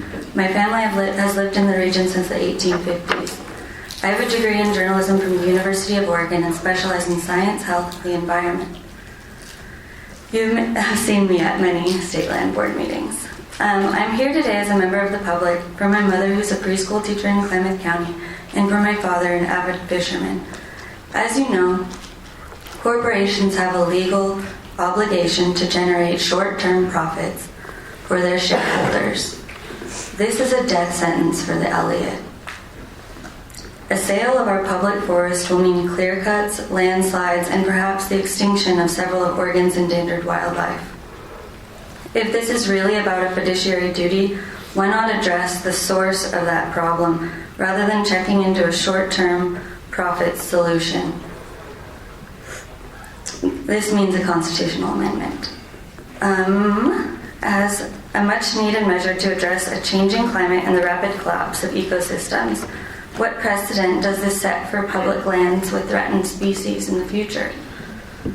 The State Land Board should use their bureaucratic energy to decouple the forests and state lands from the Common School Fund. Doing the math, I believe the liquidation of the Elliott to logging interest is a screaming deal for Lone Rock Timber Company.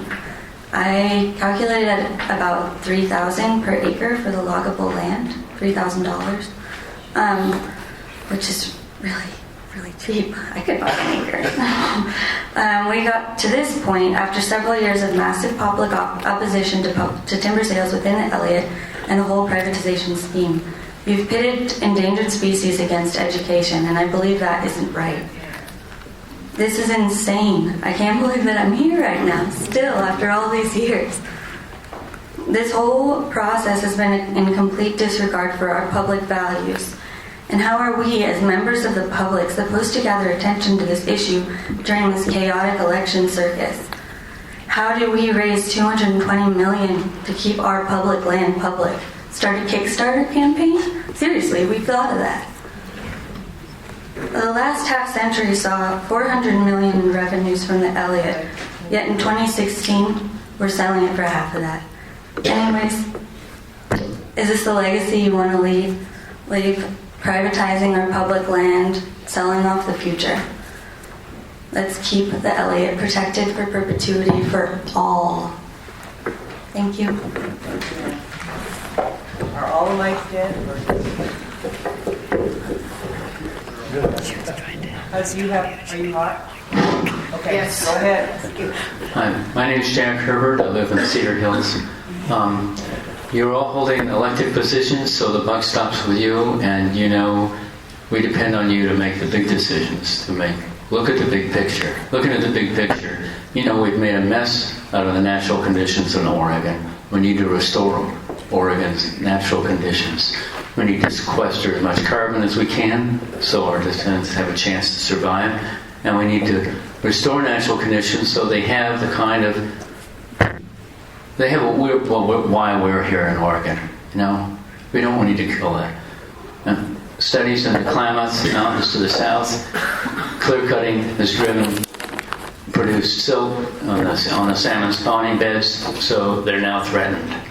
You know, that's what you're going for with sales. And you know that you can't privatize these things and have them managed well.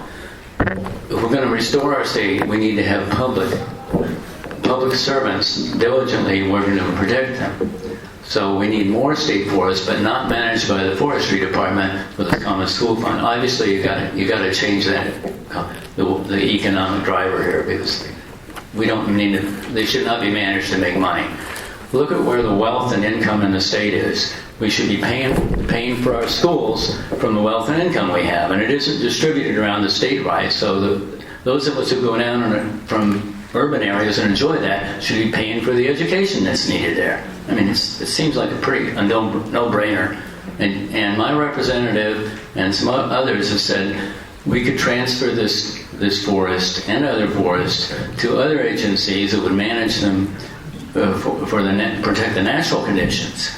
And you need to change the rules so we can, so we can get the right directions, not have this crazy common school fund direction. My name is Kelly Caldwell. I'm a member of 350 PDX, and I'm a BS in Natural Resources and Environment.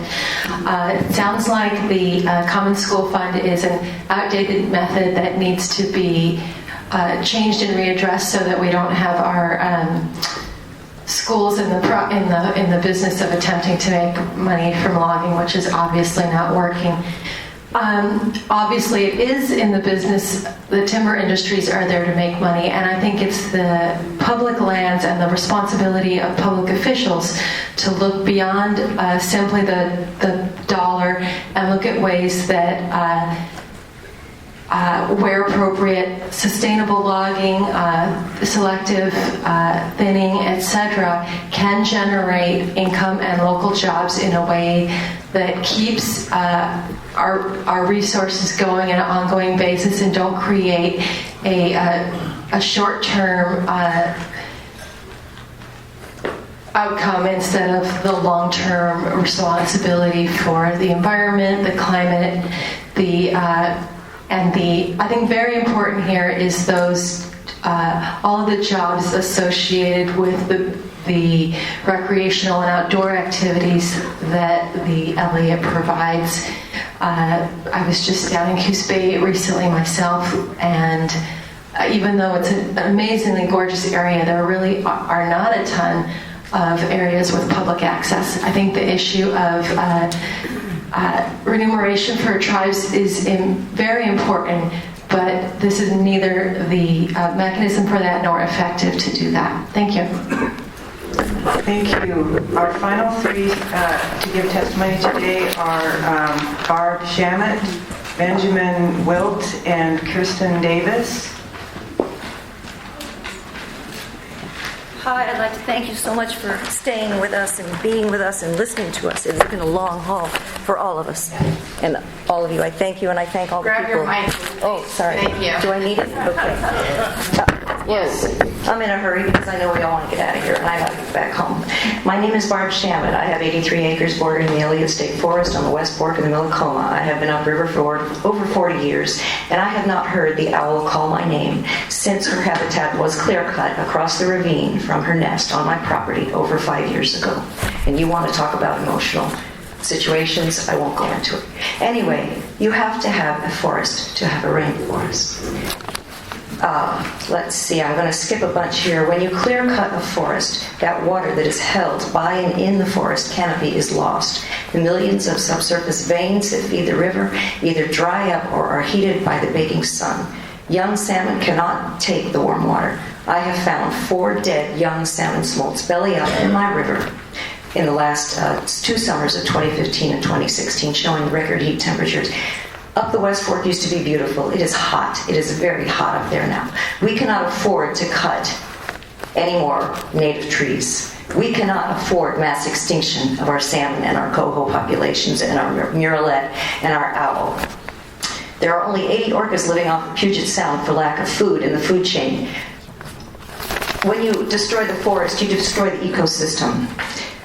And, oh gosh, I had to take 3 minutes into one. Oregon Department of Forestry can continue to manage its 50% plantation projects for thinning. However, I believe the other 50% remaining in the forest, which we were promised in the Habitat Conservation Plan, 60-year plan, 11 years into it, they came back to the table and wanted more. They never get enough.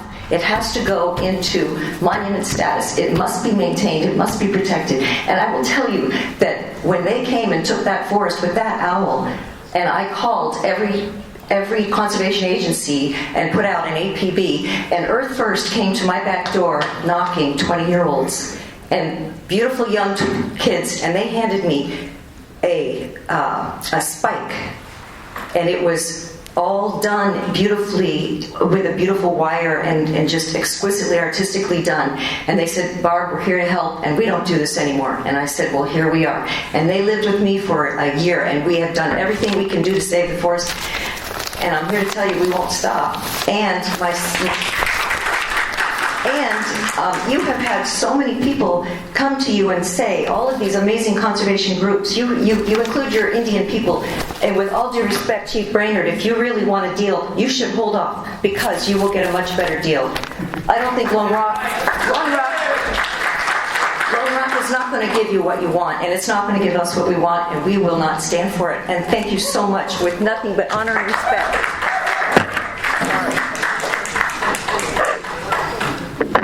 Kirsten. Yes. Hi.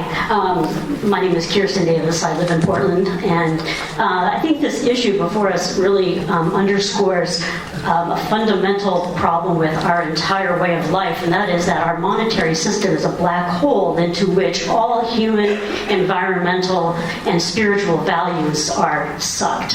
And the Elliott State Forest is a great example of how, our whole monetary system is antithetical to life.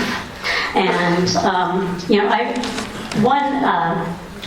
one aspect of the indigenous worldview that does not recognize land ownership as being relevant and useful, I think is something that it's a bit of a radical statement, but if the human race is to survive, I think we really need to not only deal with the past injustices done to the native peoples in a more that isn't in a way that is more good faith. It isn't just expedient for us for money reasons, and I would like to see us give them a lot better deal than this would represent. But I think that as an entire society, and this includes now most of the world, I think we can see that the the money system upon which everything is based is, like I said, antithetical to life itself. And I think that the closest our dominant conqueror culture has come to the native idea of not owning land is actually in our public lands. And the Elliott, I think, is a great seed for us to keep and expand upon this idea that nobody should be owning any of this land. And we really need to move toward a completely different worldview if we would want to be on this planet in the next several hundred years. Thank you. Thank you, Kirsten. And I just want to confirm that Benjamin Wilt is not here. Okay, that concludes the testimony, Governor and Land Board members.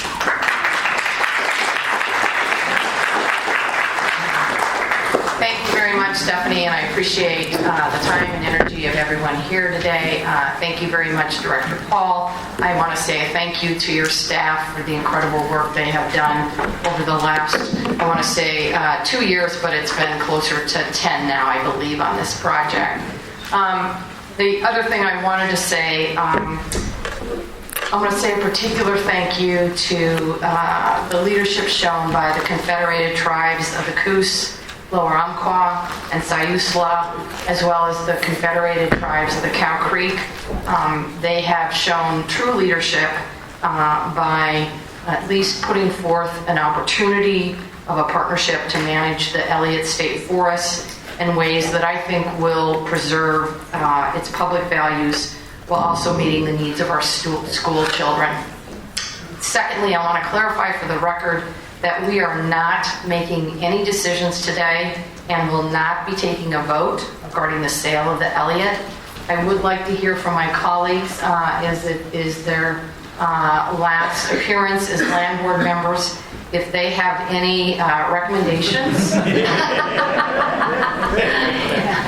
Any recommendations, suggestions, or input with regard to how we might move forward. So, Treasurer Wheeler, you've had coffee? I've had it all. Okay. Hello, good. Thank you, Governor, and thank you everybody who came today and provided testimony. And I want to thank particularly the proponents of the transaction, Lone Rock, the Confederated Tribal Partners, and others who came today and shared their testimony previously.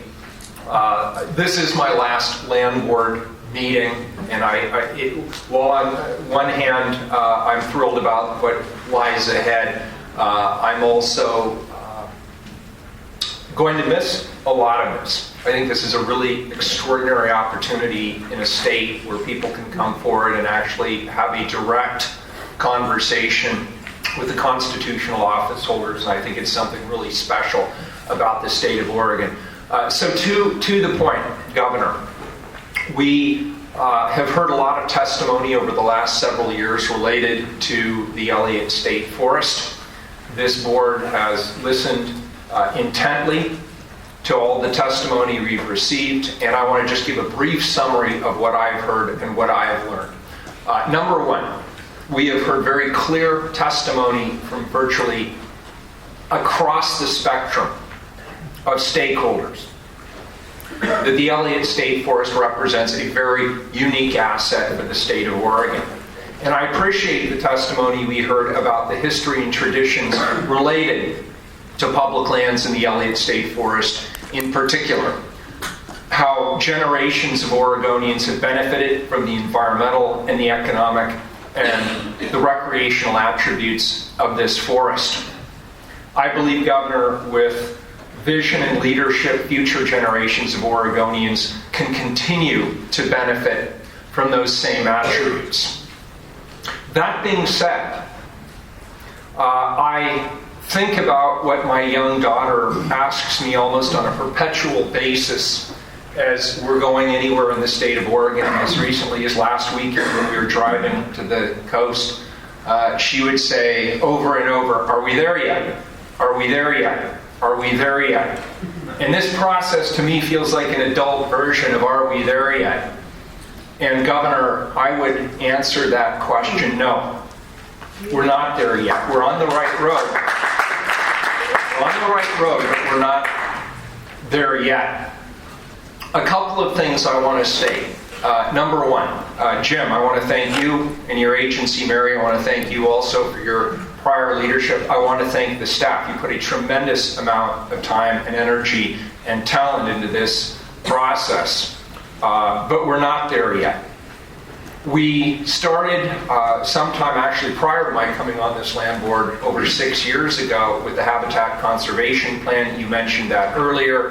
The bottom line is it did not work. Subsequent to that, Governor, you'll recall, we then crafted and implemented the Elliott State Forest Management Plan. That did not work. Then we started looking at models around the country and around the world for better ways to manage the forest, because we all agreed on this board, and we still agree on this board, and we heard a lot of people testify today that we need a modern governance model for the Elliott State Forest. The status quo is not working the way we want it to work. So we started looking nationally and internationally at models that we thought would serve our interests well. And based on that, and we did look at the Gilchrist model, by the way. There was a lot of appealing aspects to a community-based forest. We also looked north to Washington State with the trust lands transfer model. And I in particular was impressed with the way that environmental interests and industry interests were working together in partnership to provide both environmental and economic and recreational assets for the state of Washington. But I want to remind people that we introduced legislation last session based on that model to give us a trust lands transfer model here in the state of Oregon. That legislation failed. It failed. So once that happened, we went down this road towards the Elliott State Forest Protocol. And we've taken a lot of testimony on the protocol, and here's a couple of just the bullet points from my perspective. We have heard a very clear consensus, Governor, that we should separate the Elliott State Forest from school funding. As a fiduciary on the Common School Fund, I agree with that wholeheartedly.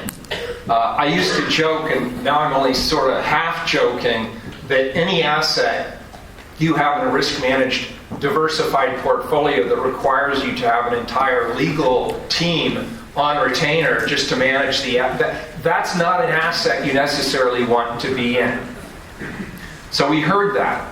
And I want to applaud Lone Rock, and I want to applaud their partners, their tribal partners, for coming forward and moving the ball pretty far forward, because their proposal does separate the Elliott State Forest from school funding.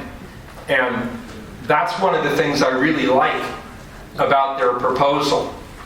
But Governor, I also heard other consensus items. I heard loudly and clearly, and a lot of people mentioned it today, that we want to have recreational and public access guaranteed to the Elliott State Forest.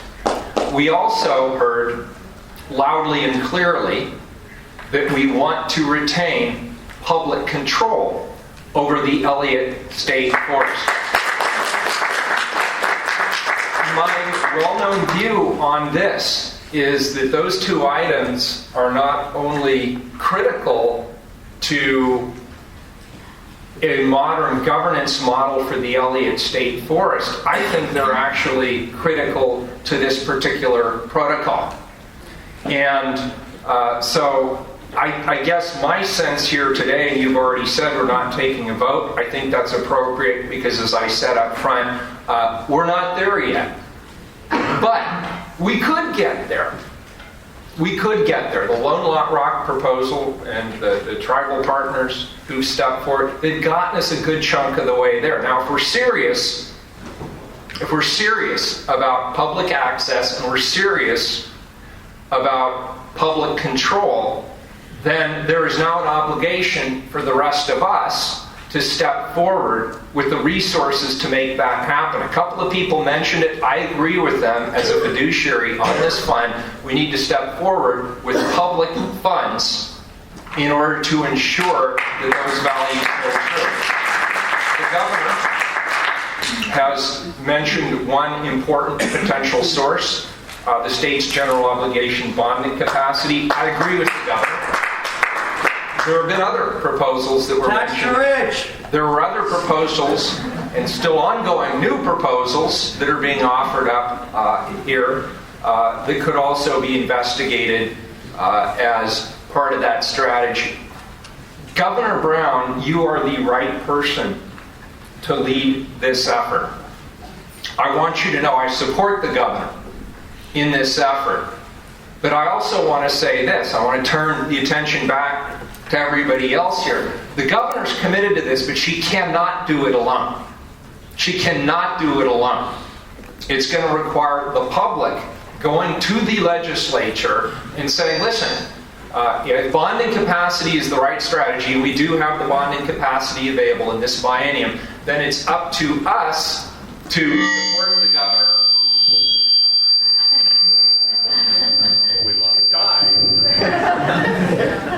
It's up to us to support the governor and let the legislature know that we're serious about it. Governor, I want to close on this point. I am disappointed that we are not finishing this task during my tenure as a member of the State Land Board. It was not my intention as we set out on this to pass this on to the next State Land Board, and I believe the Secretary of State would back me on that. I wanted to finish this before I left the State Land Board, but as I've said many times, it's more important that we do it right than that we do it quickly.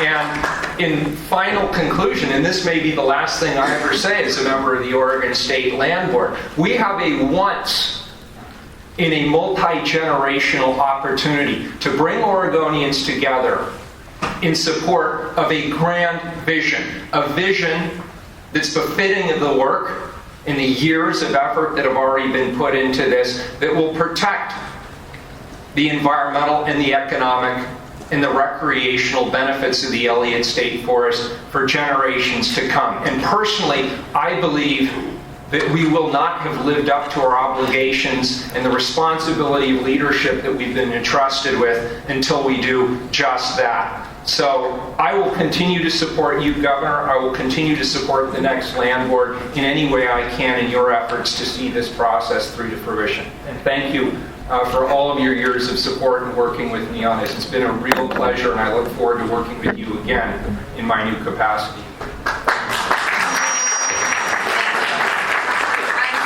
In your new capacity that we are going to have multiple opportunities to work together, and I look forward to it. Secretary Atkins. Thank you, Governor.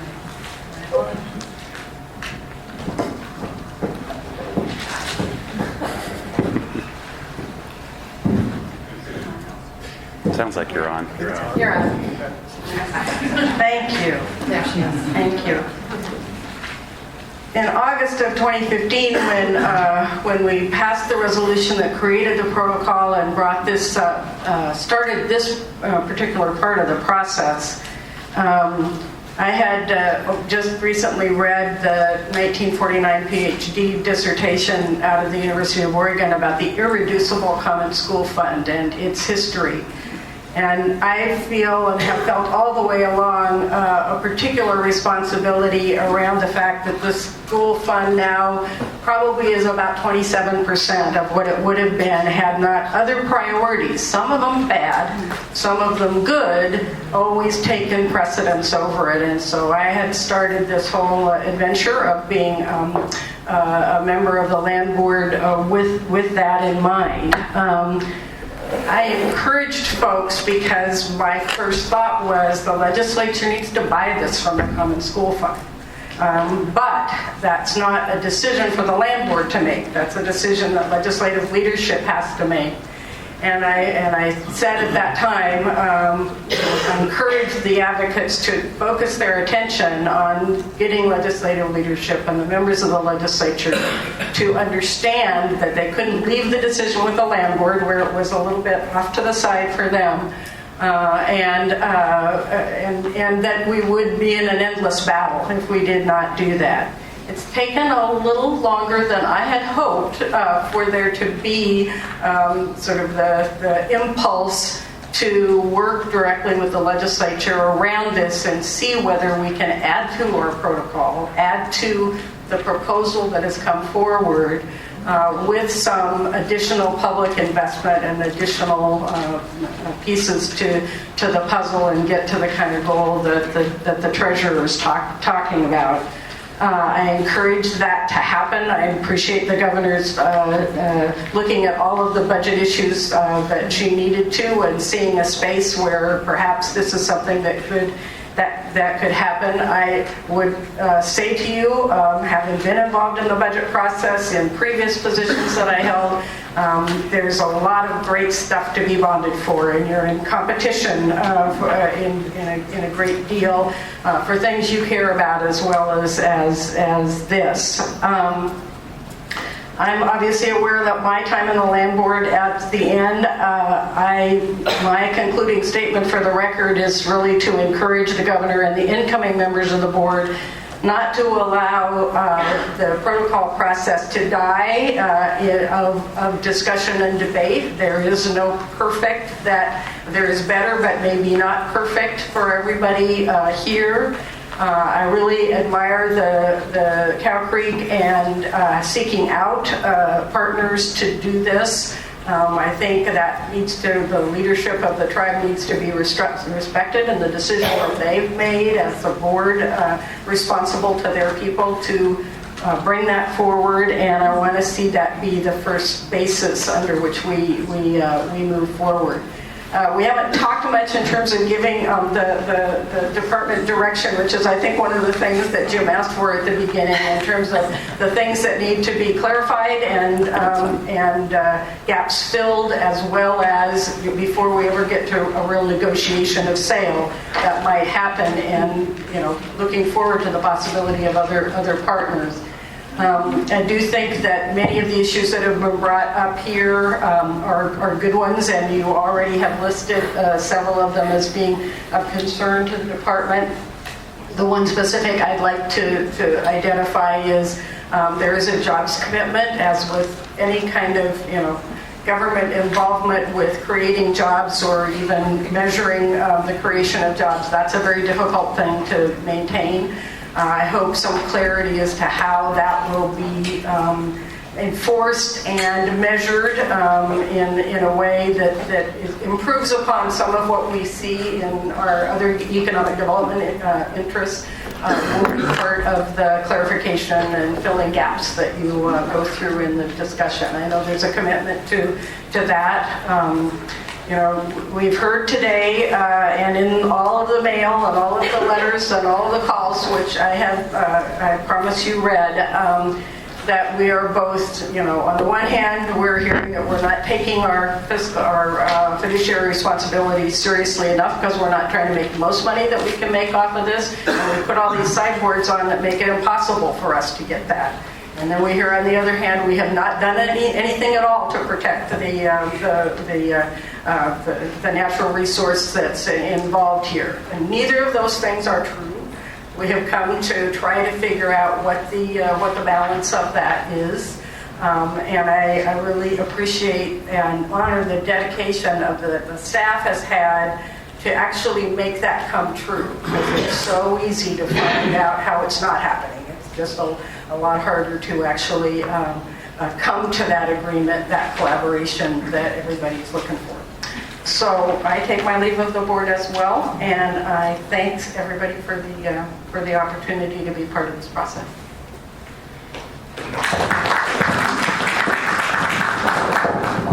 Thank you, Secretary Atkins, and thank you, Treasurer Wheeler. It's truly been an honor to serve on the land board with both of you, and with the fact that we can't talk directly about these issues regarding state land board issues. I am somewhat in awe of how much we think alike on these issues, and it's just really been an incredible honor to serve with both of you. At this point in time, I'm going to ask the department to work towards developing an offer of direct sale. And that offer will seek to close the gaps, clarify the uncertainties, and resolve the ambiguities described. And specifically, as we talked about public recreational rights, what does that look like? What are the reassurances regarding compliance and means of public enforcement? Also details regarding potential adjustments to harvest protection areas, and details regarding allowable activities in riparian management areas, including watershed improvement activities and potential salvage operations in the event of a natural disaster. I would ask you and the department to commence discussions with the potential comprehensive ownership transferee and possible additional partners prior to making an offer of sale. And it is my expectation that you return to the board in February of 2017 prior to making any offer of direct sale and prior to finalizing a purchase and sale agreement. No platforms to build. As I have said before, I'm very appreciative of the private, nonprofit, and sovereign tribal government's proposal for the Elliott State Forest that has become before the land board.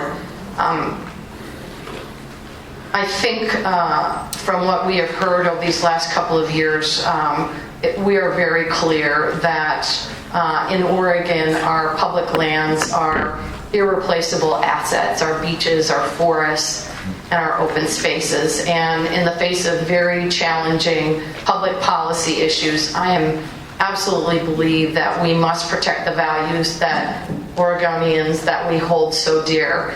And that includes, of course, hunting and fishing and hiking in our woods, and making sure that we preserve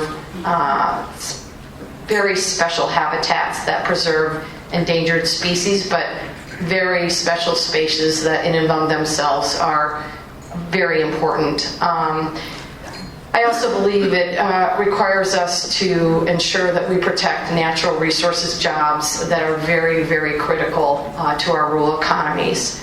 So I am asking, because I believe it's appropriate that the land board have another option to consider.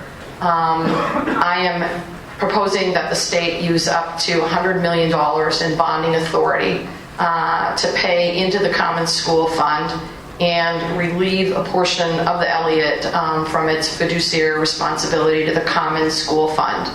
And I do that as a way of saying to all of you in this room and all of you that are listening and will listen that I believe this is only part of the solution. And I call upon you to use your creativity, your passion, and your time into pursuing options for the Elliott that will craft a solution that will balance public ownership, rural natural resources jobs, conservation, and recreational values. Specifically, I believe this second option, Plan B, whatever you want to call it, should, as Treasurer Wheeler has said time and time again, decouple both the purpose and the ownership of the Elliott.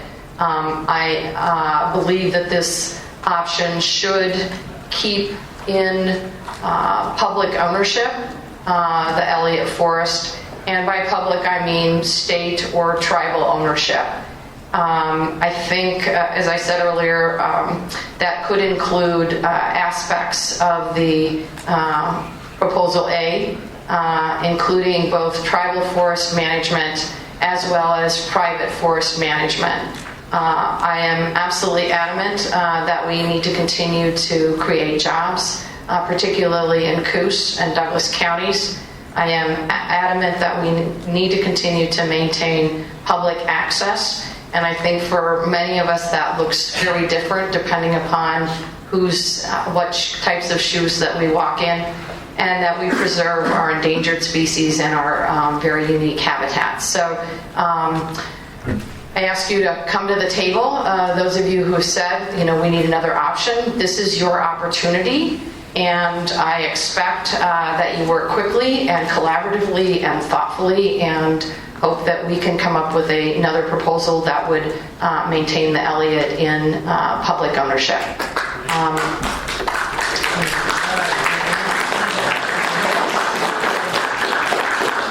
Director Paul, any more business that needs to become before the land board? Thank you, Governor Brown. I just want to make sure I also chime in and say my thank you and appreciation to Treasurer Wheeler and Secretary Atkins. It's been a pleasure working with you at this capacity and in my previous capacity, and I will miss this board as a whole as I look forward to working with the next board. And other than that, Governor, just thank you for the input and direction.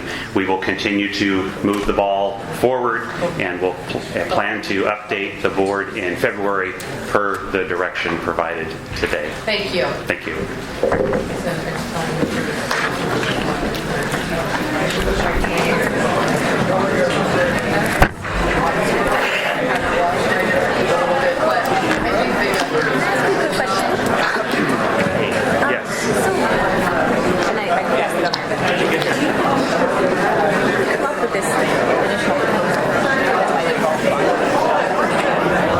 Well, I'm going to go with her words. She just spoke, which I need some time to think about.